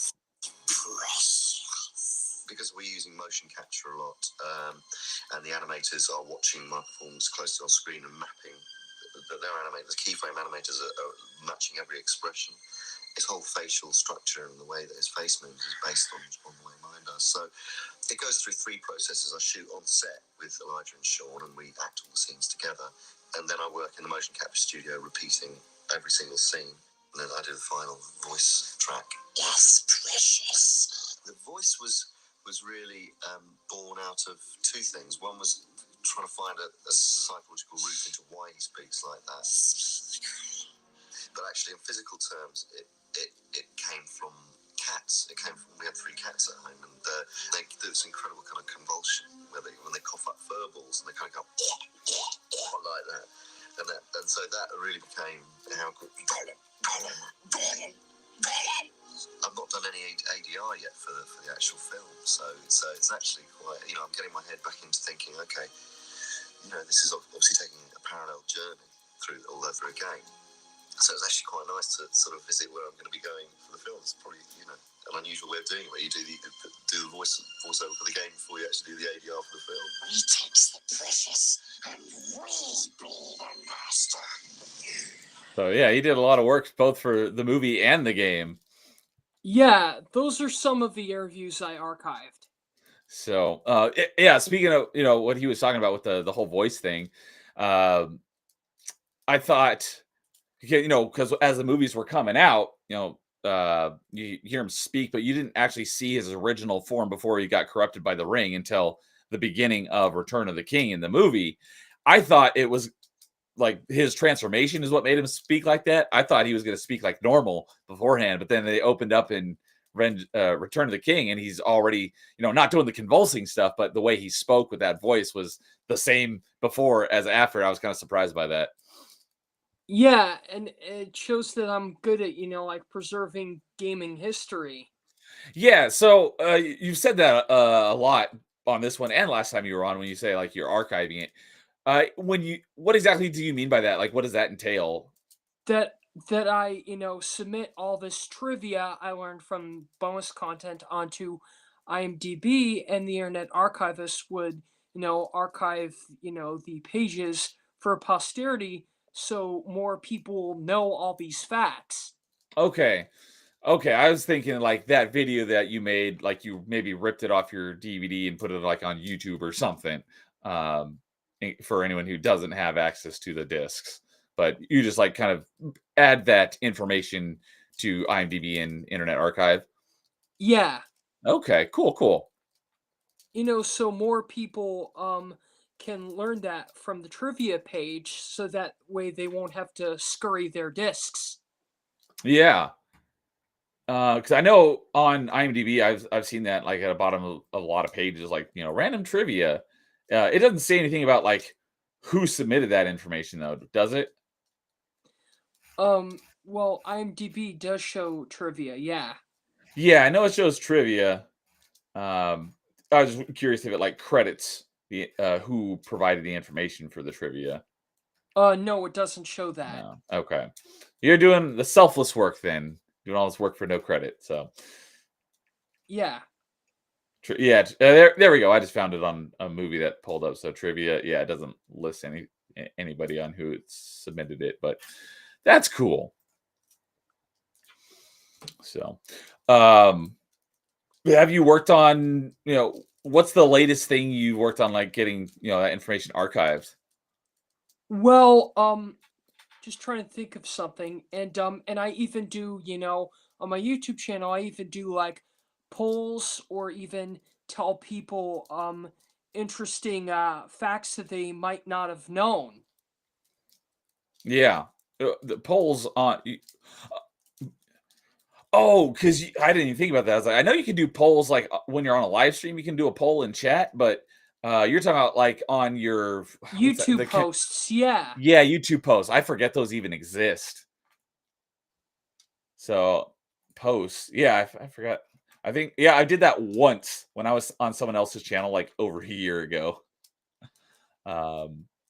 So okay, yeah, you can do a image poll, text poll. Okay, cool. Yeah, that's right. You can do polls on YouTube. I didn't even realize that. Yeah. So, cool. Was there? Do you remember what content you've worked on most recently?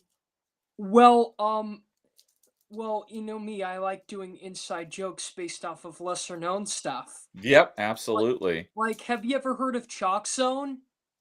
Chalk Zone. I don't think so. It's a hilarious, lighthearted and cozy Nicktoon about, a 10-year-old boy named Rudy Tabooty who uses magic chalk to go into a world called Chalk Zone, and he has a best friend there who is a blue guy named Snap, and his catchphrase is, "Rudy, you gotta draw something." And because of how repetitive that catchphrase is, I singled out my favorite instance of Snap saying, "Rudy, you gotta draw something. Specifically, the version I liked was in the episode going eyeballistic. In that clip, he actually sounded like Lois Griffin for a second instead of like Okay. Rudy, you gotta draw something. It sounds more like this. That did sound like Lois. Even though he was voiced by Candy Milo, you probably know her for voicing in stuff like Teenage Robot, Granny from Looney Tunes, Oh, um, okay. the So I don't Jackal. recognize the name, but Granny from Looney Tunes, I remember that character. Yeah, and Candy Milo, she also voiced, in other cartoons and video games. Like she voiced Petunia Pig, and she also voiced in Dexter's Laboratory, Cow and Chicken, Johnny Bravo, Jimmy Neutron, Mucha Lucha, Codename Kids Next Door, Foster's Home for Imaginary Friends, Juniper Lee, The Replacements, Maya Miguel, and so forth. Okay. I recognized most of those IPs that you mentioned. Although you said The Replacements. Isn't that a football movie with Keanu Reeves?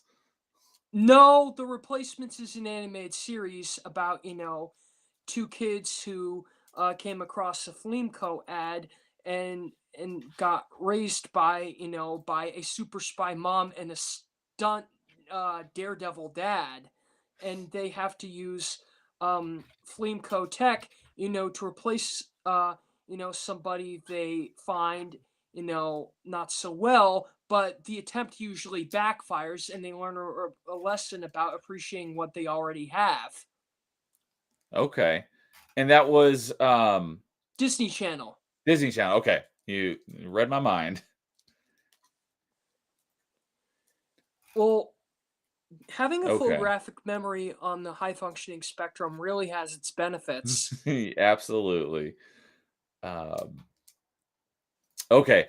So I was correct, but we were just thinking of different things. I never heard of The Replacements that you were talking about. I have heard of The Replacements, which is a Keanu Reeves football movie from 2000. I've never seen it, but that's the only Replacements I knew of until now. So now I know about this Disney Channel one. Yeah, and I even one underrated animated series I really love is Cat Scratch. Have you heard of it? I don't. No, that does not sound familiar. It's from the creator of Earthworm Jim, Doug TenNapel. Oh, that I've heard that name, but if you ask me, hey, what has Doug TenNapel done? I would have no idea. But I'm not well familiar with the Earthworm Jim franchise. I did play it once at a friend's house as a kid, um, but I do know of the franchise and Bob the Goldfish.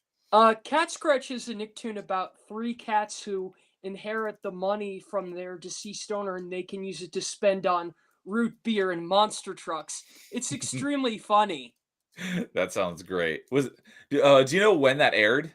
2005 through 2007, it was horribly mistreated. Oh, I was like, yeah, that's 20 years old. But it did have a great voice cast, Wayne Knight, Rob Paulson, Kevin McDonald, Maurice LaMarche, John DiMaggio, Lyndon Okay, Walsh, Billy West, Tress McNeil. I And knew about half of those names. yeah, and here's a funny clip from Cat Scratch I like. Okay. Hey, what's up, Devastator? How's it going? It was shame.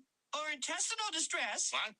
Intestinal distress. Abdominal discomfort caused by vapors such as carbon dioxide, nitrogen, hydrogen, and methane. Intestinal distress.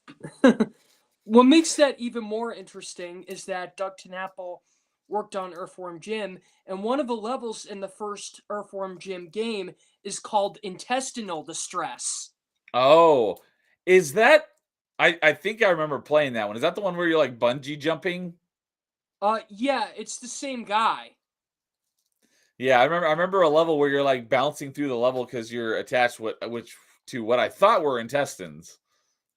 Yes, and another funny moment I like from Cat Scratch is where the three brothers of cats, they absolutely like root beer. And my favorite of the three cats is Mr. Blick, the black cat voiced by, Wayne Knight Newman from Seinfeld. Yeah, Wayne Knight's great.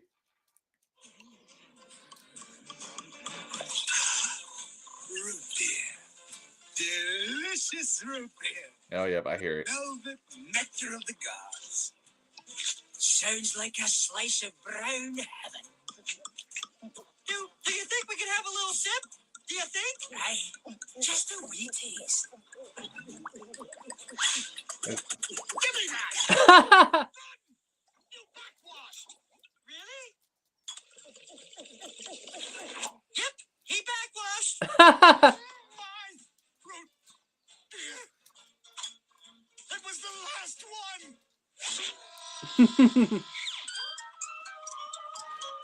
And what do you have to say for yourself? We need more root beer.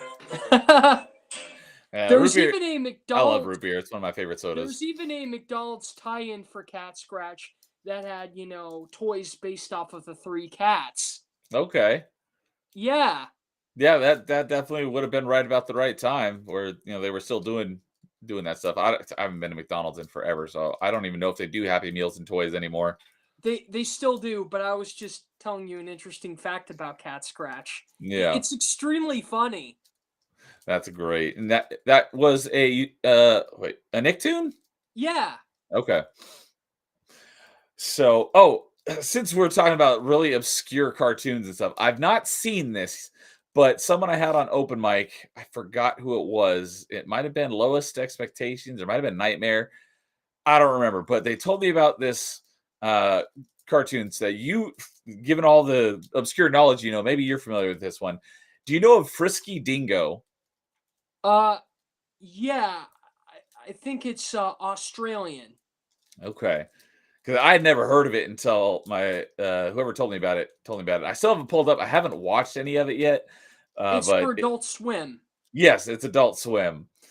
So they said it was like one of their favorite shows ever. So I still got it pulled up. I haven't watched it yet, but I was just curious if you'd seen it and what your thoughts on it were. Yeah, and they do have, physical media releases. Oh, really? Okay. Yeah, it's flash animation and superhero comedy. Yeah. So it sounds like you've seen it, or have you seen it, or are you just familiar with it?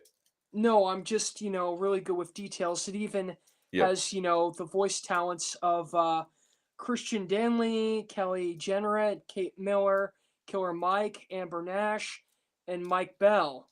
And it was executive produced by Mike Lazo. Mike Lazo executive produced a lot of Cartoon Network and Adult Swim stuff. Okay. I was like, out of all those names you mentioned, I didn't recognize any of them, but that last one, I was like, that name does sound familiar. Yeah, and Frisky Dingo is about, a supervillain named Killface and a superhero named Awesome X, alias billionaire Xander Cruz. And much of the show's humor focuses on spoofing superhero and action movie cliches. Yeah, I forgot who it was, but I told him, I was like, I'll pull it up and I'll take a look at it at some point. I still haven't done it, but I got it pulled up. So I was just curious if you knew about it, since you know a lot of obscure information. It even have a spin-off for 2 episodes called The Xticles, That's which funny. is about Xander Cruz's private army. Oh yeah, because I've got it pulled up here. Basically, the summary of each episode, and yeah, I see that mentioned on, at least on episode 10, the Xticles. So, whoever that was, if you're watching this, let me know so I can properly credit you. Well, good thing I let you aware that they're official DVD releases. Yeah. Yeah, it's always good when they get physical media releases. Because, yeah, like we said last time, if it's digital only, they could just, change it on a whim. And it's like, wait, hold on a second. You changed the product that I bought after I bought it. Like, that should not be allowed. Yeah, and I'm blessed to have, high intellect. And speaking of Sly Cooper, there's the voice actor of Sly Cooper, Kevin Miller, is the owner of a podcast called Gamerland Podcast. Okay. Yeah, and that he and the rest of voice cast for Sly Cooper, they did, like various skits, like one of them is where the voices of Sly, Bentley, and Murray take a James Lipton-esque questionnaire. It's quite funny. What's your favorite word? Bentley, what is your favorite word? Gadzooks! Sly, take. Murray, what is your least favorite word? Bentley, what is your least favorite word? Elbow! Sly, what is your least favorite word? Jailhouse. Murray, what turns you on? A jar full of peanut butter and an androgynous furry little creature. Bentley, what turns you on? Sharp intellect. And Sly, what turns you on? Carmelita Fox. Murray, what turns you off? Flat tires. Bentley, what turns you off? A dull intellect. Sly, what turns you off? Mugshot in a wig. Murray, what is your favorite curse word? Balderdash. Bentley, what is your favorite curse word? Oochaba goochaba. Sly, what is your favorite curse word? Drat. Sly, what sound or noise do you love? Swish. Bentley, what sound or noise do you love? Murray, what sound or noise do you love? Sly, what sound or noise do you hate? Oof. Bentley, what sound or noise do you hate?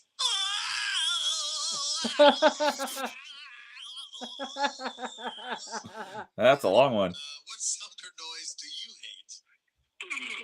Sly, what profession other than your own would you like to attempt? Museum curator.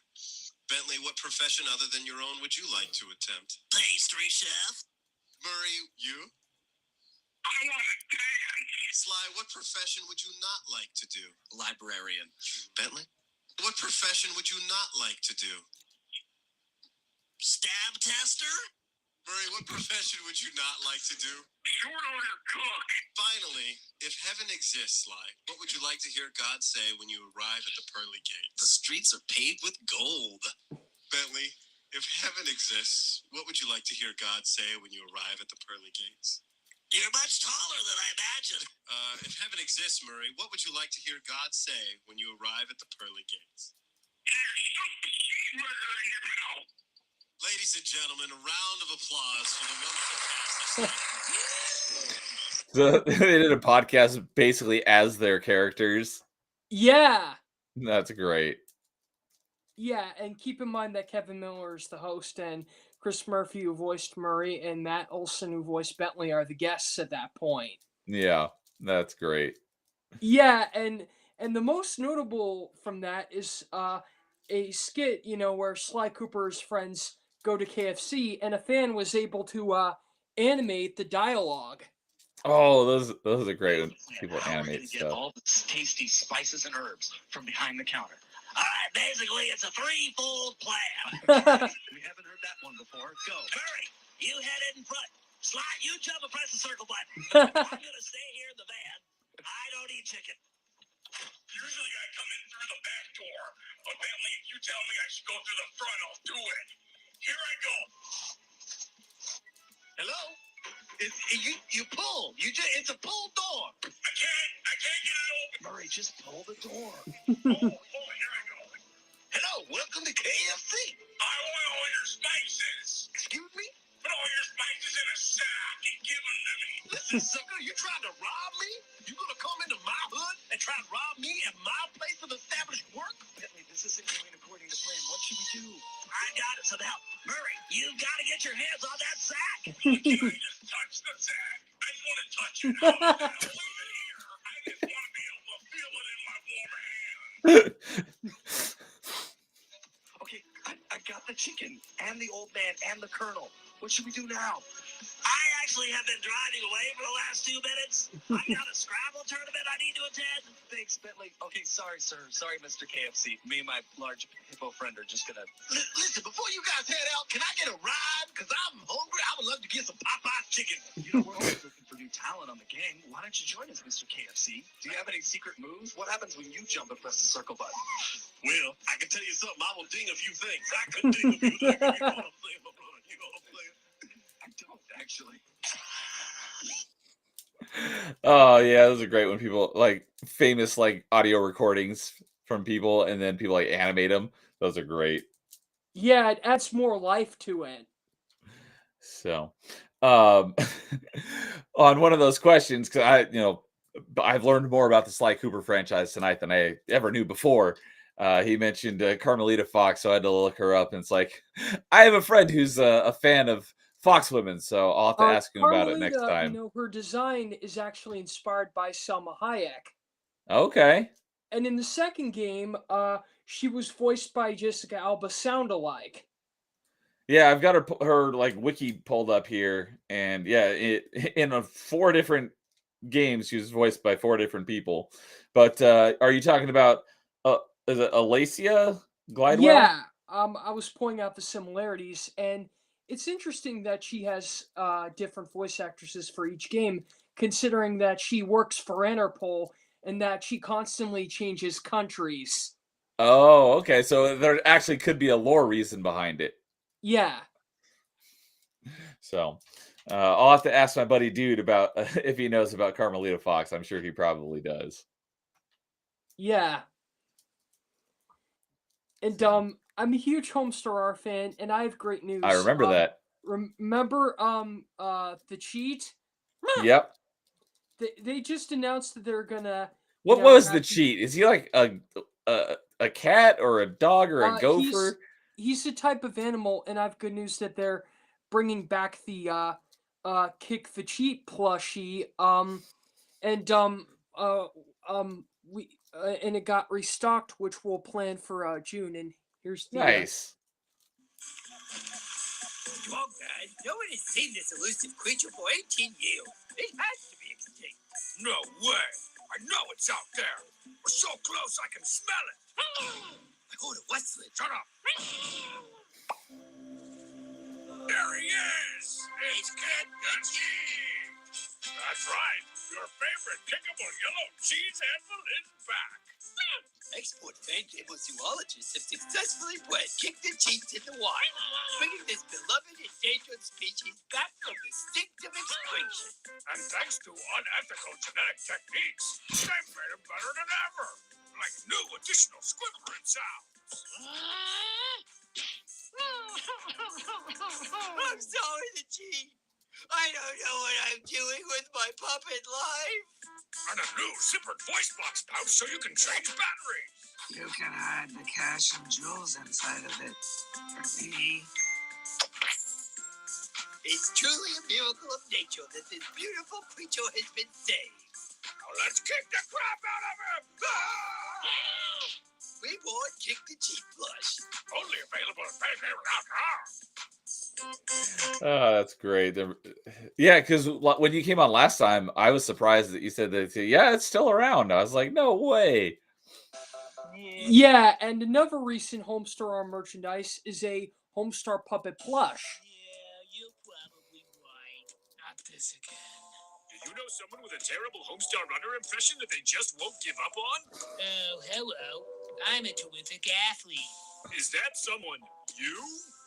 This does not look good for Homestar Runner. Well, we've got just the thing. Introducing new Talk It Yourself Homestar Runner Puppet Plush from Fangamer.com and cheap as free toys. I want some marinade and fluffy puff. Let's have Real Voice Guy take it from here so this thing's less annoying to watch. Spin my bundle. And check out my proprietary dangle legs, Tiny TM up top. Magnetic eyes allow for facing either direction. Hey, my friend Joe. Hey, my friend Jake. And even front face. Front facing. That's so weird. Yourself Homestar, you It's can make funny. your dumb animal characters say way more than 15 phrases. Let's have an in-depth conversation. Oh, it's great. Can you elaborate? Okay, I'm gonna go talk to a bowl of soup. Give it the good sway to make those dangle legs a walking. Trotting down the street. Switch and put, switch and back. And this. Talk at your own dang self Homestar Runner Puppet Plush. Available at fangamer.com. Dog and Strongman sold separately. That Homestar Runner impression is included. It's yours. Seriously. Nice. Yeah. Speaking of things from a long time ago making a comeback, I just recently discovered. Are you familiar with Ask a Ninja? No. Okay.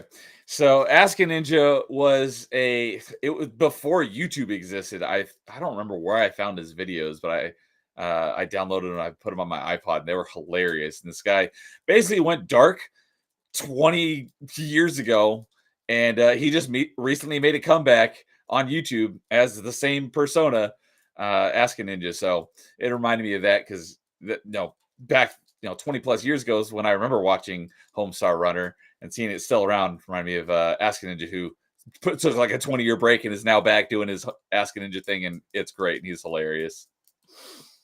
That's good to know. So kind of a similar sort of comedy, very quick, fast paced, lots of cuts, and he's all about killing everything in a comical sort of way. It's funny. So I'd recommend checking out Ask a Ninja because he's back. Thanks for telling me. So, all right, man. Well, we're just over the 2-hour mark, and I think I've got a little bit of stuff to get done tonight. So it's great having you back on again. Is there anything any closing thoughts? Well, I would like to say goodbye, and I'm glad I talked to you again. It was great having you back on and talking to you again. I never know where things are going to go, but it's always interesting having you on. So great to have you back on again, and thanks for joining me. So, but yeah, for the schedule for my channel, we'll have more Metroidvania on Monday, and we are continuing because I just beat Metroid Prime this last Monday. So next up is Metroid Prime Hunters, the DS game. I've never actually beaten it, so this will be my first time playing through it in its entirety. We've got an episode of Party Chat on Tuesday, and nothing on Wednesday, and then we'll have another open mic here next week, same time on Thursday. So thank you again for joining me, Christian. Always great chatting with you, and thank you everyone in chat for hanging out with us for this wild and crazy open mic. So you guys all have a great night. We will see you all later. Have a great weekend, and as always, in the meantime, game on.